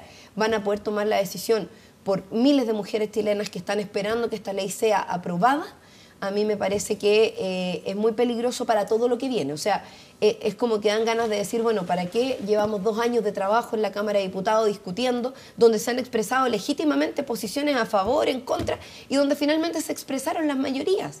O sea, nos guste o no nos guste, yo puedo estar en desacuerdo o estar de acuerdo con lo que salió o lo que no salió. Hay puntos del proyecto de ley que a mí no me gusta como quedaron. O sea, creo que es un despropósito, por ejemplo, que en el caso de las menores de 14 años se haya impuesto las 12 semanas y no las 18 como era Pero el inicialmente. cuestionamiento, diputada, para entenderla, ¿tiene que ver con la existencia del Tribunal Constitucional como tal o tiene que ver sus con atribuciones? las atribuciones? Sí, mira, nosotros, yo creo que hay varias atribuciones del Tribunal Constitucional que llaman la atención. O sea, primero, que puedan revertir completamente una ley cuando sin tener ninguna contraparte desde actores que son designados, y más encima que tienen hoy día la posibilidad de actuar desde un ámbito político y no desde un ámbito estrictamente jurídico, que es lo que uno esperaría. Porque a mí además me consta que hay 2 años de trabajo de constitucionalistas expertos que han estado detrás de este proyecto de ley, verificando cada uno de los elementos precisamente para ser cuidadosos respecto a lo que va a venir. Entonces, cuando aquí se dice, y la amenaza de la derecha, y además las declaraciones vergonzosas del candidato presidencial, Sebastián Piñera, que dice, en un país las mayorías no pueden creer que pueden tomar todas las decisiones. O sea, ahí es donde uno dice, qué jodido es esto para la democracia chilena cuando un expresidente que pretende volver a ocupar el sillón presidencial dice que las mayorías no pueden expresarse en decisiones que por lo demás requiere precisamente de la validación de la mayoría, y que en este caso se han expresado tanto con mayorías ciudadanas como mayorías políticas en el Parlamento. Incorporamos a nuestro panel también Francisco Díaz. Bueno, yo creo que este es un temazo, porque estos son los momentos, y particularmente en este panel, de uno intentar hacer educación cívica. Yo soy bastante más pesimista. ¿A quién? ¿Al panel o al país? Al país. Mira. No, ustedes están doctorados. No, yo creo que es bien grave, porque aquí se está cumpliendo lo que quiso Jaime Guzmán y la UDI. Lamentablemente se sumó hoy día en esa declaración del presidente Piñera. Yo nunca había encontrado un punto de encuentro entre Jaime Guzmán y Sebastián Piñera. Mucho, pues, Jaime. Hasta la frase. Las mayorías no pueden decidir cualquier cosa. La pregunta, ¿y quién cresta decide entonces? Exacto. Si no se... Pero espérate un poquito. Guzmán hizo 4 trampas en la Constitución del 80. Hemos desmontado 2. La primera trampa, el sistema binominal. 1/3 equivale a 2/3 en los votos. Segunda trampa, los senadores designados, para que fuéramos minoría durante 20 años. La tercera trampa son los 66 votos, pues, el quórum calificado. Y la cuarta, ahí está miércoles, el Tribunal Constitucional. Porque cuando alguien como Guzmán no cree en la mayoría, tiene que asegurarse que la mayoría no gobierne. ¿Y cómo yo me aseguro que la mayoría no gobierne? Sistema nominal, en que 1/3 vale igual que 2/3, y para no repetir los argumentos. Ahora, todo el mundo está... que esto ocurra antes del 28 de agosto, Carol y Víctor, porque ahí se va Carmona, el camarada Carmona, y llega el jefe jurídico del Ministerio del Interior durante el gobierno de Piñera y posteriormente nombrado por el propio presidente Piñera en el tribunal. ¿Y quién era Carmona antes de ser Tribunal Constitucional? Militante de la democracia cristiana. Y algo más, del ¿no? gobierno. No, y la República, le decíamos nosotros, porque revisaba todos los Director proyectos de ley. ¿Ah? La ¿Director República. jurídico de...? En el Palacio de la Moneda, en el Ministerio de Ah, Interior. exacto. Ya, el equivalente. Ya, no, era porque me dio la impresión de que había uno que No, venía del sí, gobierno y el son otro venía del aire. 10 coteados políticamente. Entonces, un poquito de ese es verdad. el problema. Entonces, ¿qué es lo que hizo Ese es el Guzmán? problema. Levantó un... Quiere decirte que este tribunal fue modificado bajo el gobierno del presidente Lago. Porque antes eran 7 y hoy día son 10. Y antes de esos 7, 2 los designaba el Consejo de Seguridad Nacional, O sea con que mayoría el uniformada. actual TC lleva tu firma. Como las Así es. Entonces, ¿qué es lo que pasa? Y hay que decirle a las mujeres. Y muy buen punto el que tocaste. Aquí estamos en un conflicto mayor. Así es. Porque están todos sacando la cuenta que en el presidente, no, si estamos perdiendo 6-4. La correlación de fuerzas hoy día es que la bancada de derecha en el Tribunal Constitucional son 6 y la bancada de centro-izquierda son 4. Eso significa que el TC Eso no significa decide en que si el base a Tribunal derecho, dice Constitucional, Francisco Díaz.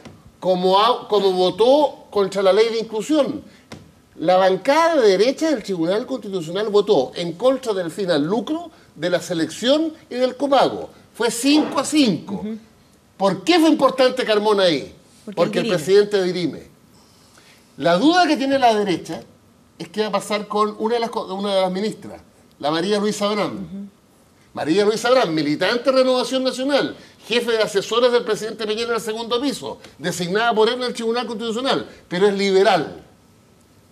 Pero mi apreciación va a ser un drama, pero de repente, como dicen los ciúticos, las crisis se transforman en oportunidades, porque va a quedar clarito para Chile completo, cuando perdamos 6-4 en el Tribunal Constitucional, que Jaime Guzmán, en su talento, no creó por cualquier cosa. Fíjate que el Tribunal Constitucional del presidente Allende... No lo creó Jaime Guzmán. El Tribunal Constitucional del presidente Allende, creado en el año 70 por Frei Montalva incluso, tenía 5 miembros. 3 lo designaba el presidente Allende, 2 la Corte Suprema. Ese es el Tribunal Constitucional que refleja en parte la mayoría. Pero Jaime Guzmán, al igual que Piñera hoy día, yo lamento mucho que el presidente Piñera, que votó por el no, que los trató de cómplices pasivos, haya dicho lo que dijo. La mayoría no puede decidir cualquier cosa. Y yo le digo al presidente Piñera, porque Jaime Guzmán no puedo, ¿quién decide por la mayoría? ¿Él? ¿El 1% más rico? ¿Tiene pregunta para la diputada o no? No, Ya. no tengo preguntas después. Ya, pero después. Reafirmó la posición. Pero quiero decirle que en las preguntas posteriores tengo conflicto de interés. Ya, pero eso no tiene que ver con este tema. No, con este tema. Las dejamos para después. Yo soy de Guilleta. Diputada, ¿se están poniendo entonces en ese escenario de que finalmente el proyecto vaya a ser rechazado por el Tribunal Constitucional? Mira, vamos a hacer todas las apelaciones, tal como lo hemos hecho con los otros proyectos que han pasado por el TC, pero yo lo vuelvo a repetir. Creo, Andrea, que esto amerita una discusión mucho más profunda. No es solo un proyecto, creo yo, lo que nos jugamos ahora con este Tribunal Constitucional. Para mí, hoy día incluso se pone en discusión la legitimidad de las instituciones democráticas en este proceso a partir de la situación que acaba de describir de manera tan didáctica Francisco Vidal, donde él dice finalmente acá el cuoteo político en 10 personas, donde se toma la resolución y se termina dirimiendo lo que se discutió en 2 años. Entonces ahí es donde uno dice, bueno, ¿cuál es el problema que estamos enfrentando cuando estamos dando una discusión con estas características de algo tan importante, tan puntual por lo demás? Sino aquí no estamos cambiando las leyes en materia de derechos sexuales y reproductivos de las mujeres en Chile. O sea, estamos hablando de 3 causales súper específicas de la interrupción voluntaria del embarazo, que es algo que ya ha sido muy difícil de tramitar en nuestro país, pero que además hoy día existe una institución cuoteada políticamente, con atribuciones excesivas, que les permite incluso llegar a revertir la totalidad. O sea, ellos podrían llegar a decir, aquí no hay ley, se caen las 3 causales y nos quedamos todos mirando así como que chuta. Entonces estuvimos 2 años haciendo ¿qué? Nada. Así cayó la Ese es el problema. Gonzalo Mila. Mira, aquí se aludió a Jaime Guzmán, senador asesinado, y por lo menos lo que a mí respecta... Y cómplice de la dictadura. Y rol aquí, asesinado... Y cómplice de la dictadura, por tanto cómplice de miles de asesinatos en este país. Asesinado por la misma intolerancia, por la misma objetividad, falta objetividad cuando se le apunta con el dedo tratando de hacer una argumentación ad hominem y no entrar al fondo. Porque aquí se habla de educación cívica. Primero, el Tribunal Constitucional no es la obra de Jaime Guzmán. Ah, no, ya, es anterior a Jaime Guzmán. Otro tribunal, pues. Es anterior a Jaime Guzmán. Otra composición. Es anterior, con la misma lógica, Pancho Vidal, con la misma lógica de ser una instancia contramayoritaria. ¿Por qué Eduardo Frei Montalva lo consideró? Hasta Salvador Allende lo consideró. Porque es una institución contramayoritaria. Y te quiero dar un poquito... Otra composición. Y quiero aprovechar también, igual hacia la ciudadanía, para contarle un poco de qué se tratan las instituciones contramayoritarias. Adolf Hitler también llegó producto de la mayoría. ¿Y por qué pudo hacer todo lo que pudo hacer? Porque no había ninguna institución contramayoritaria. Ninguna. Entonces, cuando se pone el argumento de que la mayoría puede decidirlo todo sin límites... ¿Y quién lo decide? Y sin ningún límite, porque hay límites, pues, Pancho Vidal. No solo la Constitución, está como límite de los derechos humanos, están como hay montones de límites frente a la decisión de la mayoría. Entonces, cuando se empieza a usar argumentos ad hominem, como en este caso tú, frente a Jaime Guzmán. ¿Ah? Pues si yo lo he leído, todo su libro, hombre. Cuando incluso grandes pensadores del mundo de la ciencia política como Bobbio están de acuerdo con lo que plantea, en este caso, Jaime Guzmán en Chile.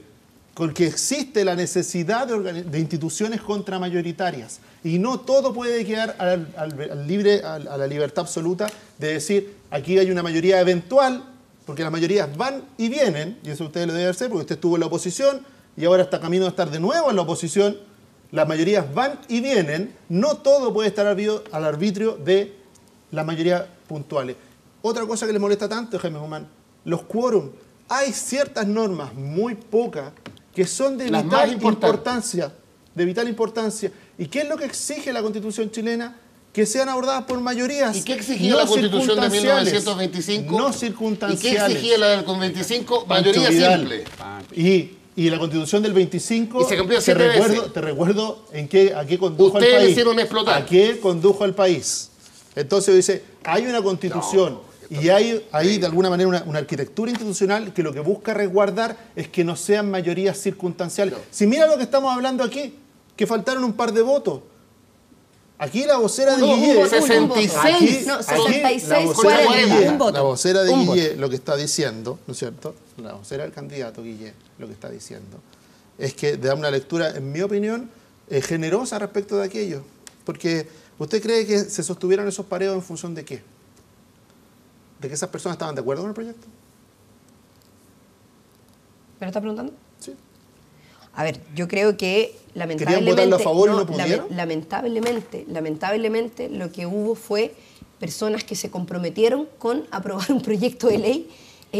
Pueden haber tenido diferencias, pueden haber tenido coincidencias, pero que no cumplieron su compromiso.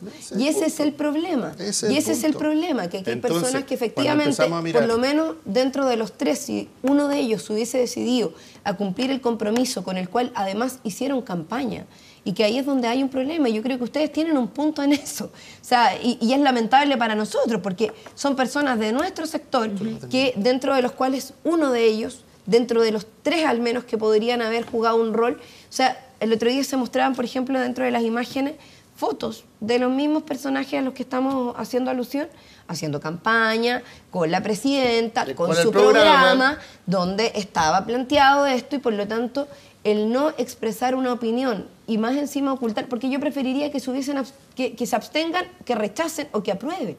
Pero esta fórmula media bueno, en extraña, eso vamos a estar de acuerdo, a mí me parece que no corresponde. En eso vamos a estar de acuerdo con la diputada Cariola, en que quizá hubiera sido más expreso que no se hubieran refugiado en esta institución del pareo, pero cuestionar el pareo me parece que como institución no tiene sentido. ¿Por qué? Porque nuevamente, y vamos al fondo del tema, aquí hubo un problema al interior de la nueva mayoría. Grave. No, hubo un problema al interior de la trampa. Hubo un problema al interior de la nueva mayoría. Eso es. ¿Por qué? Porque en este proyecto no hay unanimidad. Se ha ido forzando unanimidad. 66 se ha ido 40. forzando unanimidad, Pancho Vidal. Porque eso es lo que uno ve, lo que va explotando. Sí. Lo que va explotando es que se ha ido forzando una unanimidad. Ahora, cuando se mira al Tribunal Constitucional, decirle, bueno, pero si ustedes han recurrido al Tribunal Constitucional casi más veces 14 que la derecha. Veces nosotros, 13 veces ustedes. ¿Ve? 14, 13. Pero en cosas y las 14 veces que recurrieron al Tribunal Constitucional fue para hacer uso de la misma institución. Cada vez que el gobierno, los gobiernos de la concertación y este gobierno han nombrado ministros del Tribunal Constitucional, lo han hecho bajo la misma lógica. Entonces, yo lo que no entiendo es esa necesidad. Ustedes, lo más probable... Nosotros queremos eliminar el Tribunal Constitucional. Es que ese es el punto. Aquí hay un matiz. Porque Alejandro Guillé habló de eliminar el Tribunal Constitucional, y aquí su vocera, en cambio, lo que nos ha dicho es que hay que revisar sus atribuciones. Hay que revisar sus atribuciones y quizás la manera de nombrarlos, a nombrar a los miembros. Pero que aquí negar la necesidad, a mí lo que me preocupa es negar la necesidad de las instituciones contramayoritarias. Porque para eso son muy útiles. Eso es camino. Son muy útiles para la derecha. Dejemos que la diputada conteste. Para responder, mira, a ver, lo primero que quiero decir es responder la primera afirmación que hace Gonzalo, que tiene que ver con que aquí hubo un problema dentro de la nueva mayoría. Yo creo que la nueva mayoría expresó una posición mayoritaria que permitió sacar las tres causales de las dos cámaras. Y eso da cuenta, y yo sé que a la oposición le duele que así sea, de que a pesar de haber tenido matices, diferencias públicas que se dieron a conocer incluso al interior de y yo lo decía anteriormente, o sea, yo quiero reconocer la labor particular de los parlamentarios demócratas cristianos, que fueron quienes expresaron sus diferencias y que fueron haciendo las modificaciones para lograr el proyecto que logramos. Por lo tanto, el tener la diferencia de un voto, producto de un modelo institucional de votaciones que nos impone quórum calificados en aquellas cosas que quedaron amarradas producto de una constitución, que lo vuelvo a decir, acá tanto que se reivindica Jaime Guzmán, recordemos que hizo y impuso una constitución a sangre y fuego durante una dictadura militar. O sea, aquí no hay una constitución democrática, legítimamente validada por la ciudadanía, un proceso que haya dado espacio a la participación, no. Es una constitución antidemocrática, ilegítima, hecha en dictadura, impuesta, donde Jaime Guzmán fue cómplice de eso y de todo lo demás que ocurrió durante ese tiempo. Tú eres diputada, en esa Carol constitución, no, yo soy Gracias diputada, ¿no? gracias a la votación. Yo soy soy diputada gracias a la votación, gracias a la votación de los electores que votaron por mí, que me dieron la primera mayoría en el distrito 19. Yo lo que quiero expresar es que a mí me parece que no es correcto establecerlo de esa manera, porque sí, tuvimos problemas con 3 parlamentarios que no actuaron de la manera que uno hubiese esperado, pero la gran mayoría de nuestros parlamentarios jugaron lealmente a favor de un proyecto de ley que la presidenta Michelle Bachelet comprometió a Chile. Incluso es más, ya hicimos nuestro aporte para poder nombrar la comisión mixta y esperamos que esto se resuelva rápido. Y lo último que quiero responder respecto a lo que ha dicho de las declaraciones de Alejandro Guiller, las declaraciones de Alejandro Guiller fueron bien claras y no tienen nada de distinto respecto a lo que hemos dicho tanto Francisco y yo. Acá lo que hay que hacer es cambiar este tribunal constitucional con todas sus atribuciones, terminar con este tribunal tal y como está constituido, porque así no nos gusta que esté designado de la manera en que está designado, las atribuciones hasta preventivas. O sea, este Tribunal Constitucional incluso podría actuar antes de que una ley sea promulgada o que sea que sea despachada, del Congreso Nacional. Entonces hay una, por eso te digo, o sea, que viola la Constitución. O sea, acá lo que tenemos son los guardianes y ahí yo creo que sí hay que hacer una autocrítica para atrás. Yo siempre eso lo digo en nuestra discusión generacional con Francisco, ¿no? Hay que mirar para atrás. Bueno, ¿por qué permitimos tener a estos guardianes designados con cuoteo político para resguardar la Constitución de Pinochet? Eso es el problema de fondo. Yo lo quiero plantear en esos términos porque creo que hay un problema político una cosita, real que vulnera nuestra democracia y nuestra institucionalidad. Es una cosita más. Pero una frase. Me vas a encontrar razón a mi argumento. Una frase. ¿Puedo? Una frase. Nos oponemos todos los demás. Jaime Guzmán, el año 79 de la revista Realidad, se desnudó ideológicamente. Puta, no la traje, la tengo en mi edador. ¿Qué decía? Abro comillas. De lo que se trata es que cuando nos ganen no puedan gobernar. Esa es la idea. Iván Linares. Sí.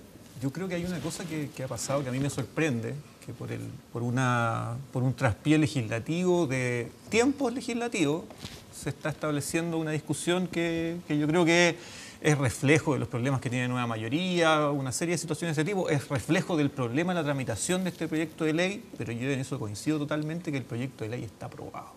O sea, eso es lo que no vamos a discutir si es por una semana, por 2 semanas o por 4 semanas, lo que se vaya a tomar, el proyecto de ley está aprobado. ¿Pero va a ser derogado, maestro? El proyecto de ley está aprobado. Y entonces toda esta discusión de que el problema de Nueva Mayoría, del diputado Chávez y no sé qué, creo que sí, refleja cosas, pero lo importante ya está avanzado de alguna manera. Y podemos dar el listado de los diputados para que se lo cobren en las elecciones. Y yo creo que hay que cobrárselo en las elecciones para que efectivamente la gente no haga campaña con un programa y después a la hora de votar haga otras cosas en el Parlamento. Creo que hay que situarse en el problema que viene después, cuando tú dices va a ser derogado. Entonces, yo soy tremendamente optimista. Ah, qué bueno. Tremendamente optimista. Porque las dos situaciones que nos puede entregar el Tribunal Constitucional son buenas. Una es que efectivamente reconozcan que aquí se tiene que aprobar un proyecto que ha sido hoy día aprobado por ambas cámaras y va a ser ley y vamos a tener una despenalización de las 3 causales que hoy día es respaldada por la gran mayoría 70%. De los chilenos. Las 3 causales, en cada una de ellas, si uno hace la encuesta, está. Si uno va a la Cámara de Diputados, la gran mayoría de la Cámara de Diputados respalda a la ciudadanía que está haciendo. Si uno va al Senado, el Senado lo respalda. Y entonces, ¿qué es lo que va a estar en juego? Es si el Tribunal Constitucional va a torcer o no va a torcer las mayorías nacionales en este proyecto de ley en particular. Ese es el escenario en que estamos viendo. El problema es que aquí nos hablan de Hitler, de los nazis, de que necesitamos un Tribunal Constitucional para evitar que en Chile tengamos una situación como la que se vivió en Alemania a principios del siglo pasado, asimilando el régimen nazi, efectivamente, a un proyecto de ley de 3 causales de eliminar hoy día esa situación. Y entonces, si nos vamos y decimos, bueno, ¿de qué nos quieren defender? De lo que pasa en el 98% de los países del mundo, donde estas 3 causales se pueden aplicar en Irán y una serie de lugares de ese tipo. Y el Tribunal Constitucional nos quiere llevar a ser el Vaticano. Entonces, el ojo. Cuando aquí se habla de las instituciones contramayoritarias y se dice toda una explicación, es que estamos llegando al absurdo. Al absurdo. Y es por eso soy tan positivo, porque si efectivamente el Tribunal Constitucional no transforma en ley o evita que sean ley las 3 causales, este tribunal desapareció. Y es cosa de tiempo. Porque la deslegitimación del sistema político va a ser total. Y los que quieran ponerse en la posición de Millet o de la derecha o de Piñera van a ser minoría en este país, hoy o después. Entonces, creo que de alguna manera el escenario que viene y lo que se logró en el Parlamento al aprobar esto, al representar la mayoría ciudadana, es muy importante.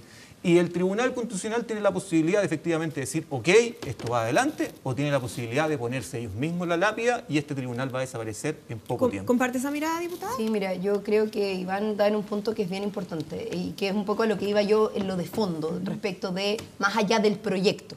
Porque efectivamente en el proyecto las mayorías se expresaron, este proyecto tiene aprobadas las 3 causales y yo creo que el Tribunal Constitucional y particularmente Sebastián Piñera, ojo, o sea, el que se haga referencia a la vinculación que existe de Iván Aróstica, que es quien debiese asumir después del 29 de agosto, que es el 28 de agosto, que es la fecha que se propusieron para el cambio. Si esto llega a ese nivel, que yo creo que va a ser antes de todas maneras, yo tengo la convicción de que el tema de la comisión mixta va a resolver antes, están las voluntades en el Parlamento para eso, nosotros nos constituimos de manera inmediata, hicimos el llamado a la comisión mixta, a pesar de que la derecha estaba fuera de la sala esperando que se cayera el quórum, lo quiero decir también, porque el propio diputado Boric lo dijo ahí en la sala, dijo, mira cómo estaban ahí afuera, todos escondidos esperando que fracasara la sesión, porque están utilizando todas las artimañas, hasta las más sucias, para buscar retrasar este proceso de que asuma Aróstica como presidente del Tribunal Constitucional para poder generar una acción política. Yo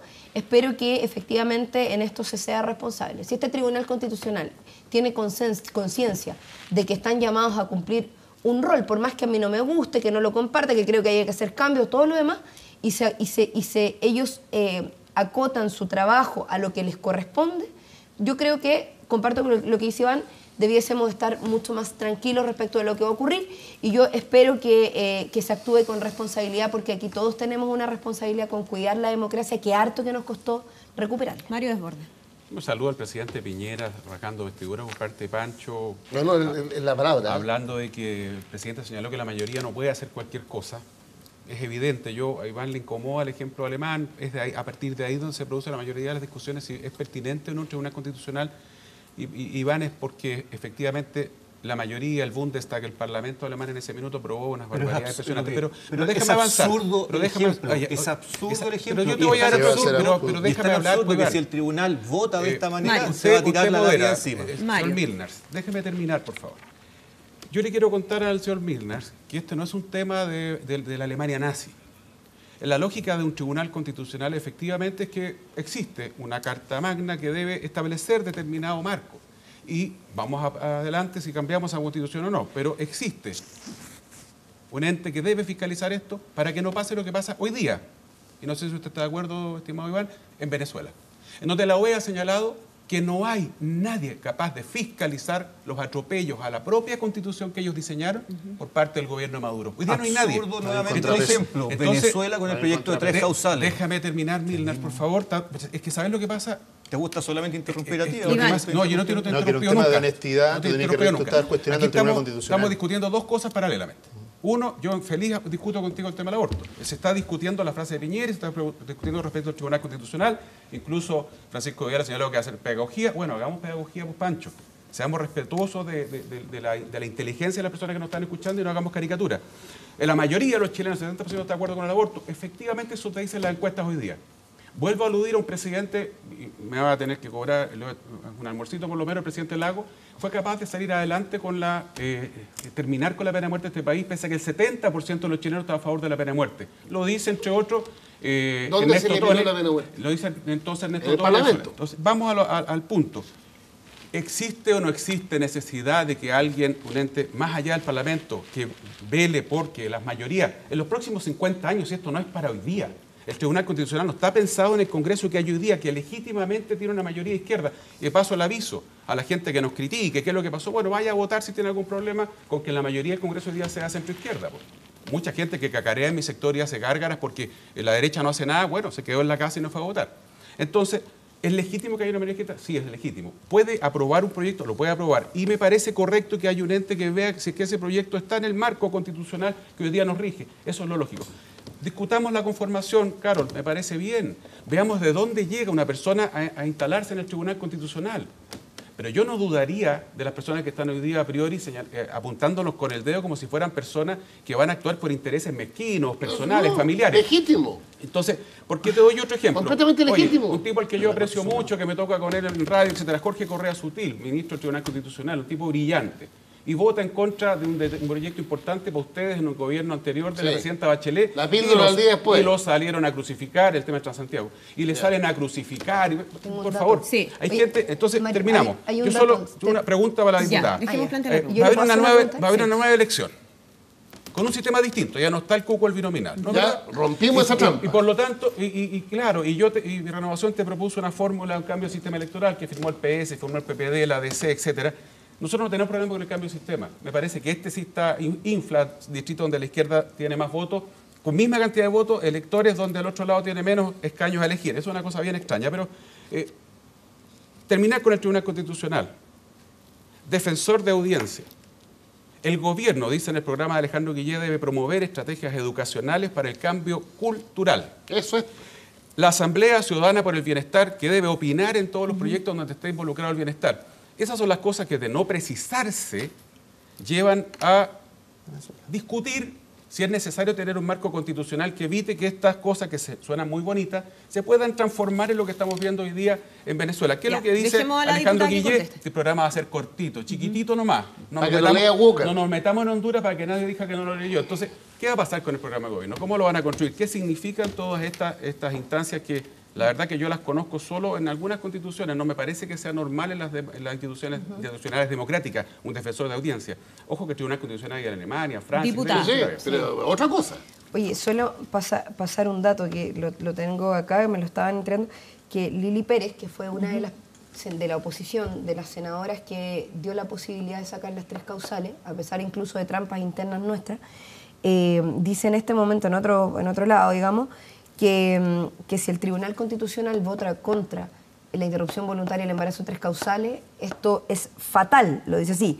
Desconociendo el rol del Parlamento, esto es fatal incluso para la campaña de Sebastián Piñera. Lo pongo porque a propósito de que estábamos discutiendo sobre el tema, ya qué bueno que haya actores de la oposición que están empezando a racionalizar esto y que no están escondidos detrás de las puertas del Parlamento para quitarle Lili quórum para Pérez poder Francisco retrasar. Vidal, Proclamó a Piñera. Por eso Diputada. digo que Pero no de es la una oposición, de gente que parlamentaria apoya a Sebastián nuestro Piñera, o sea, sector. si Lili Pérez está con Sebastián Piñera, eso está claro. Mira, qué bueno que Mario pregunta sobre cómo vamos a hacer la construcción de aquellas cosas que tienen que ver con el programa y que tienen que Y ver estos puntos en específico. con varios temas vinculados a la democracia, las formas de resguardar ciertas definiciones, en fin.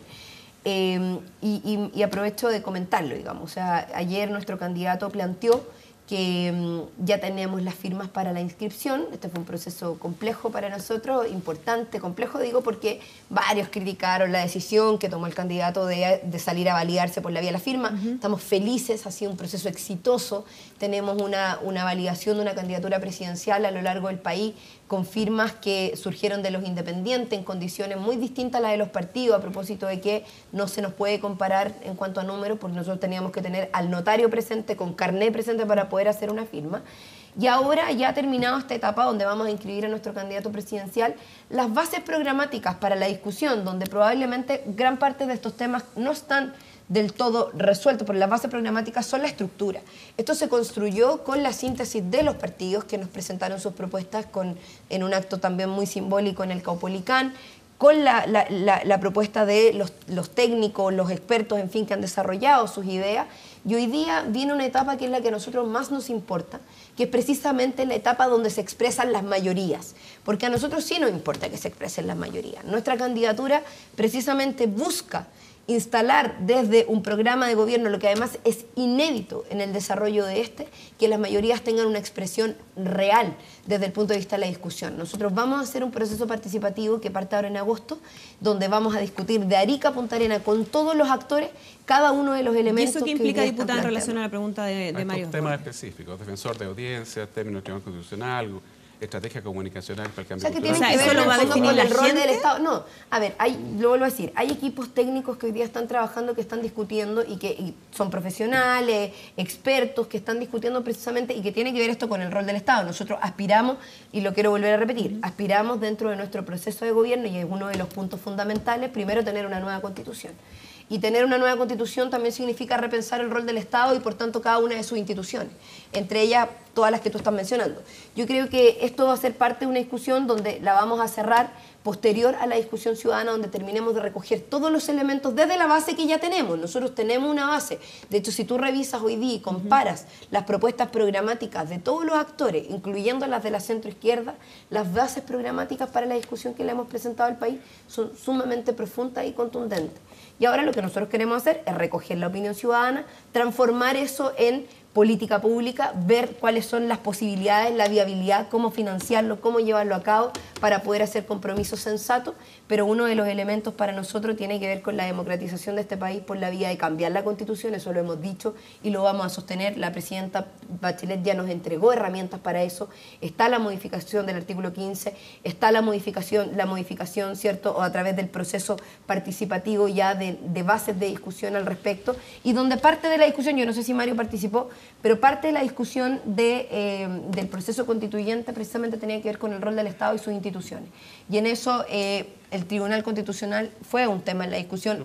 Vienen muchas discusiones ¿Sigue el en esos defensor de ámbitos. audiencia? ¿En qué consiste? Yo discutíamos en este mismo panel con gente del Partido Socialista que no podía creer que esto estuviera en un programa de Alejandro Guillés. Por ejemplo, ¿sigue el defensor de audiencia? ¿En qué Pero consiste? quizás bueno explicar el defensor de Para la audiencia. gente ¿Podemos entienda ver que es primero- Sí. un ente que va a fiscalizar a los Antes medios de del detalle- comunicación. Deja que conteste Víctor Harto y de ahí bueno vamos con sería. la otra pregunta. ¿Sí? ¿Puedo No hacer- tendríamos Dale, el dale, foro de sí, Canal obvio. 13. Diputada. Sí, por supuesto.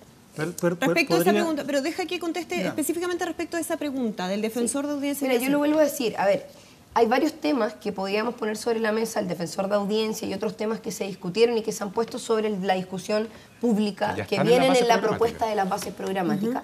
Las bases programáticas no son, y lo vuelvo a decir, el El programa final. O sea, de podría gobierno. no estar en el Es programa. parte de la discusión. Ya. Nosotros creemos, y aquí hay una propuesta que se puso sobre la mesa, a mí me parece que es legítima. Pancho Vidal decía recién, sería harto bueno que algo así pudiésemos generar en Chile.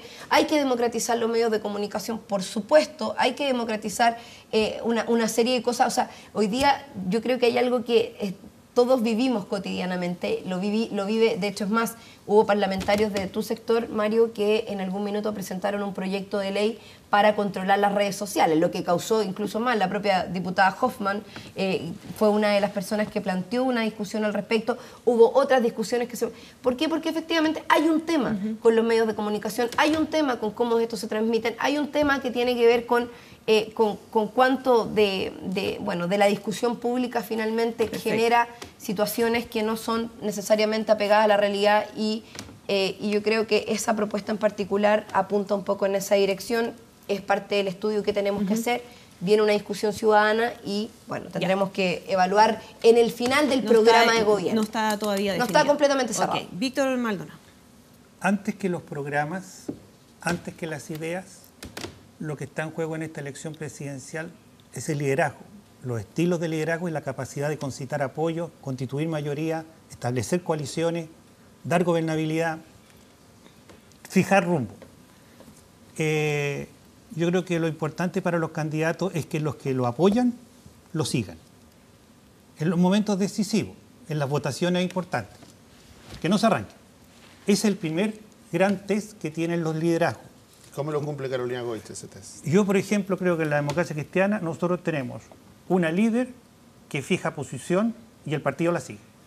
Eso es lo que hay que hacer. Y quiero decir específicamente, no quiero escapar Que voto a lo que dividido. acabamos de... No, dividido, ya, ¿no? quiero explicar eso precisamente. Ya. Primero, creo que la peor situación que se encuentra el país es la previa a la decisión que tomó el Parlamento en respecto a las tres causales. ¿Por qué? Porque es la situación de un país que permite que personas, mujeres, indefensas, aisladas, solas, tomen decisiones y nadie las ve. Y el país mantiene su compostura moral como si no pasara nada.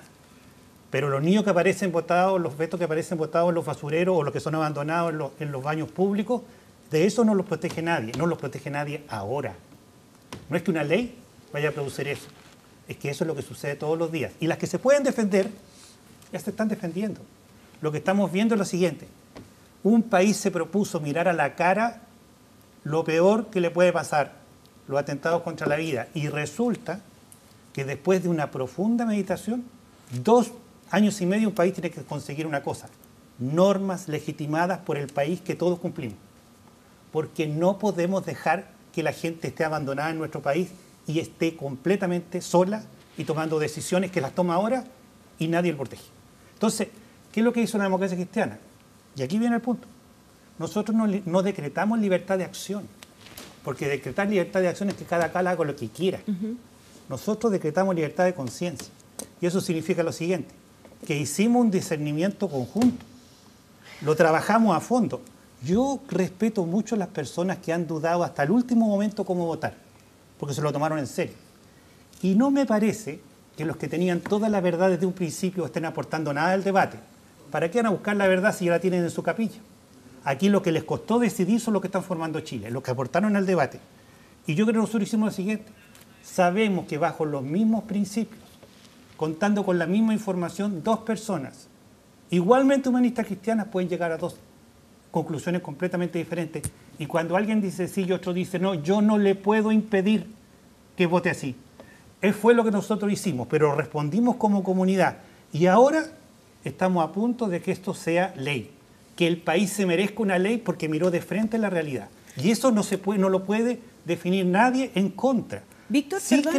creo, Sí, para ir sí cerrando. creo que los tribunales constitucionales no pueden ser juzgados por los hijos que tienen en ese instante, porque efectivamente se requiere un control.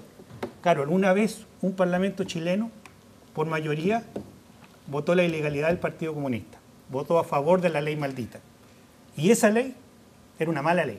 Ahora, Víctor, Y esa ley impedía el derecho de muchos chilenos a expresar, que alguien tenía Víctor, que controlar eso. Entonces, sí, me parece... es que tú partías diciendo, hablando de la falta o de la importancia del liderazgo en los candidatos presidenciales. ¿Tiene relación con lo que pasó con los radicales y Alejandro Guillé? Yo lo que creo es... ¿Esa es la pregunta? En este momento, por ejemplo, que nos enfrentamos casi ya al borde de inscribir nuestros candidatos al Parlamento, a Core y a Presidente.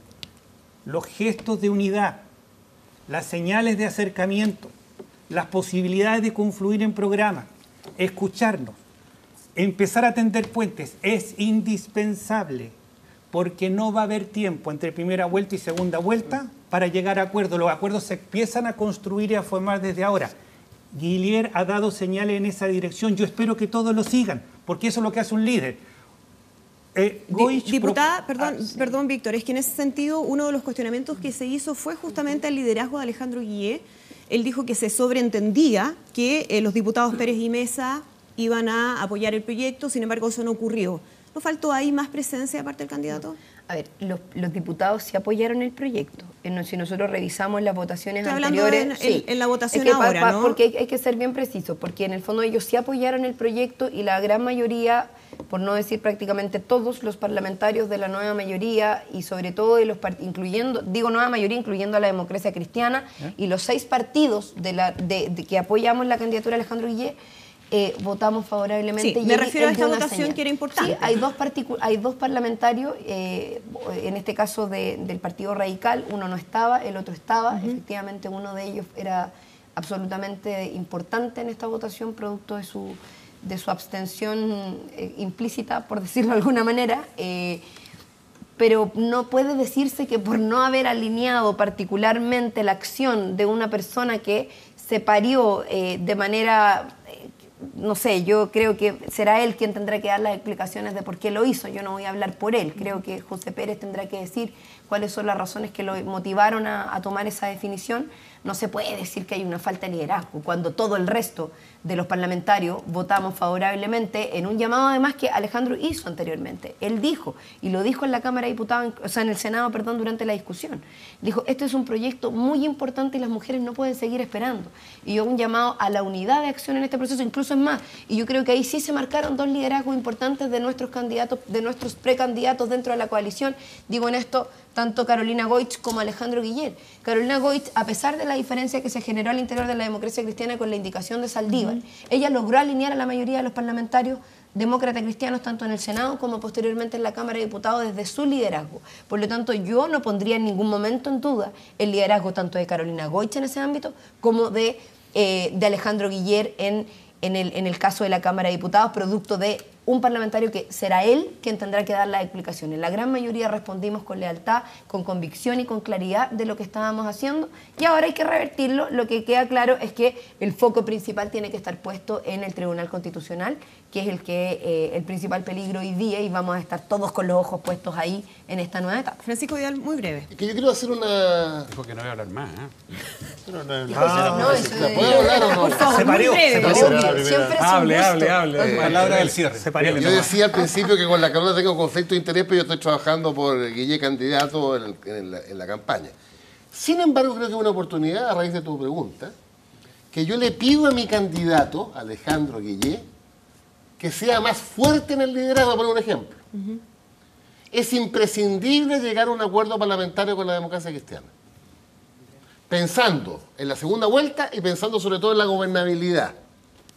Si yo fuera candidato, y la democracia cristiana está diciendo clarito, No nos asusten, no nos asusten. con los radicales, la izquierda ciudadana y el MAS, pero los radicales es fundamental. Entonces, Pero los radicales han dicho que no. no, de los 6 diputados radicales, 4 están de acuerdo y 2 no. Pero el No, el partido presidente... no quiere. Bueno, pero lo que quiero decir, este es el momento, a ver, cabrón, este es el momento de los liderazgos. Sí, pero, No pero basta, yo no comparto. no basta que mi candidato diga así en buena onda, Ya. júntense, ahora. Diputada. No, yo ahí tengo una diferencia con Pancho, porque, a ver, una cosa es el candidato y el rol que tiene que jugar, ¿ah? Y otra cosa distinta es el rol que tienen que jugar los partidos, que ahí yo, más bien el llamado lo haría para allá, Pancho, discúlpame que te lo diga. O sea, los partidos políticos que hoy día apoyan la candidatura de Alejandro Guillet tienen una responsabilidad no solo con una candidatura, tienen una responsabilidad con el país, donde evidentemente nosotros necesitamos tener encuentros, y así lo hemos dicho, lo ha dicho nuestro candidato de manera frecuente, ¿no? Muchas veces que necesitamos encontrarnos con la democracia cristiana en encuentros programáticos, y eso se está haciendo. Ya. Se están encontrando puntos de acuerdo en la negociación respecto de lo parlamentario también. Entonces, no es que esto no esté ocurriendo, acá no hay un espacio que está... Lo que distinto es a que estos acuerdos se hagan por la prensa o se hagan en los espacios que correspondan. Diputada. Las conversaciones se están llevando y Alejandro Guillet dijo lo que tenía que decir y también dijo... Ahora los partidos son los que tienen que jugar el rol y les hizo un llamado a que ellos tomaran la decisión en este proceso que esperamos sea la mejor para el país, ni Vamos siquiera a- solo para una candidatura. Vamos a Muy la bien. pausa, ya estamos de regreso. Esta pausa... Ya.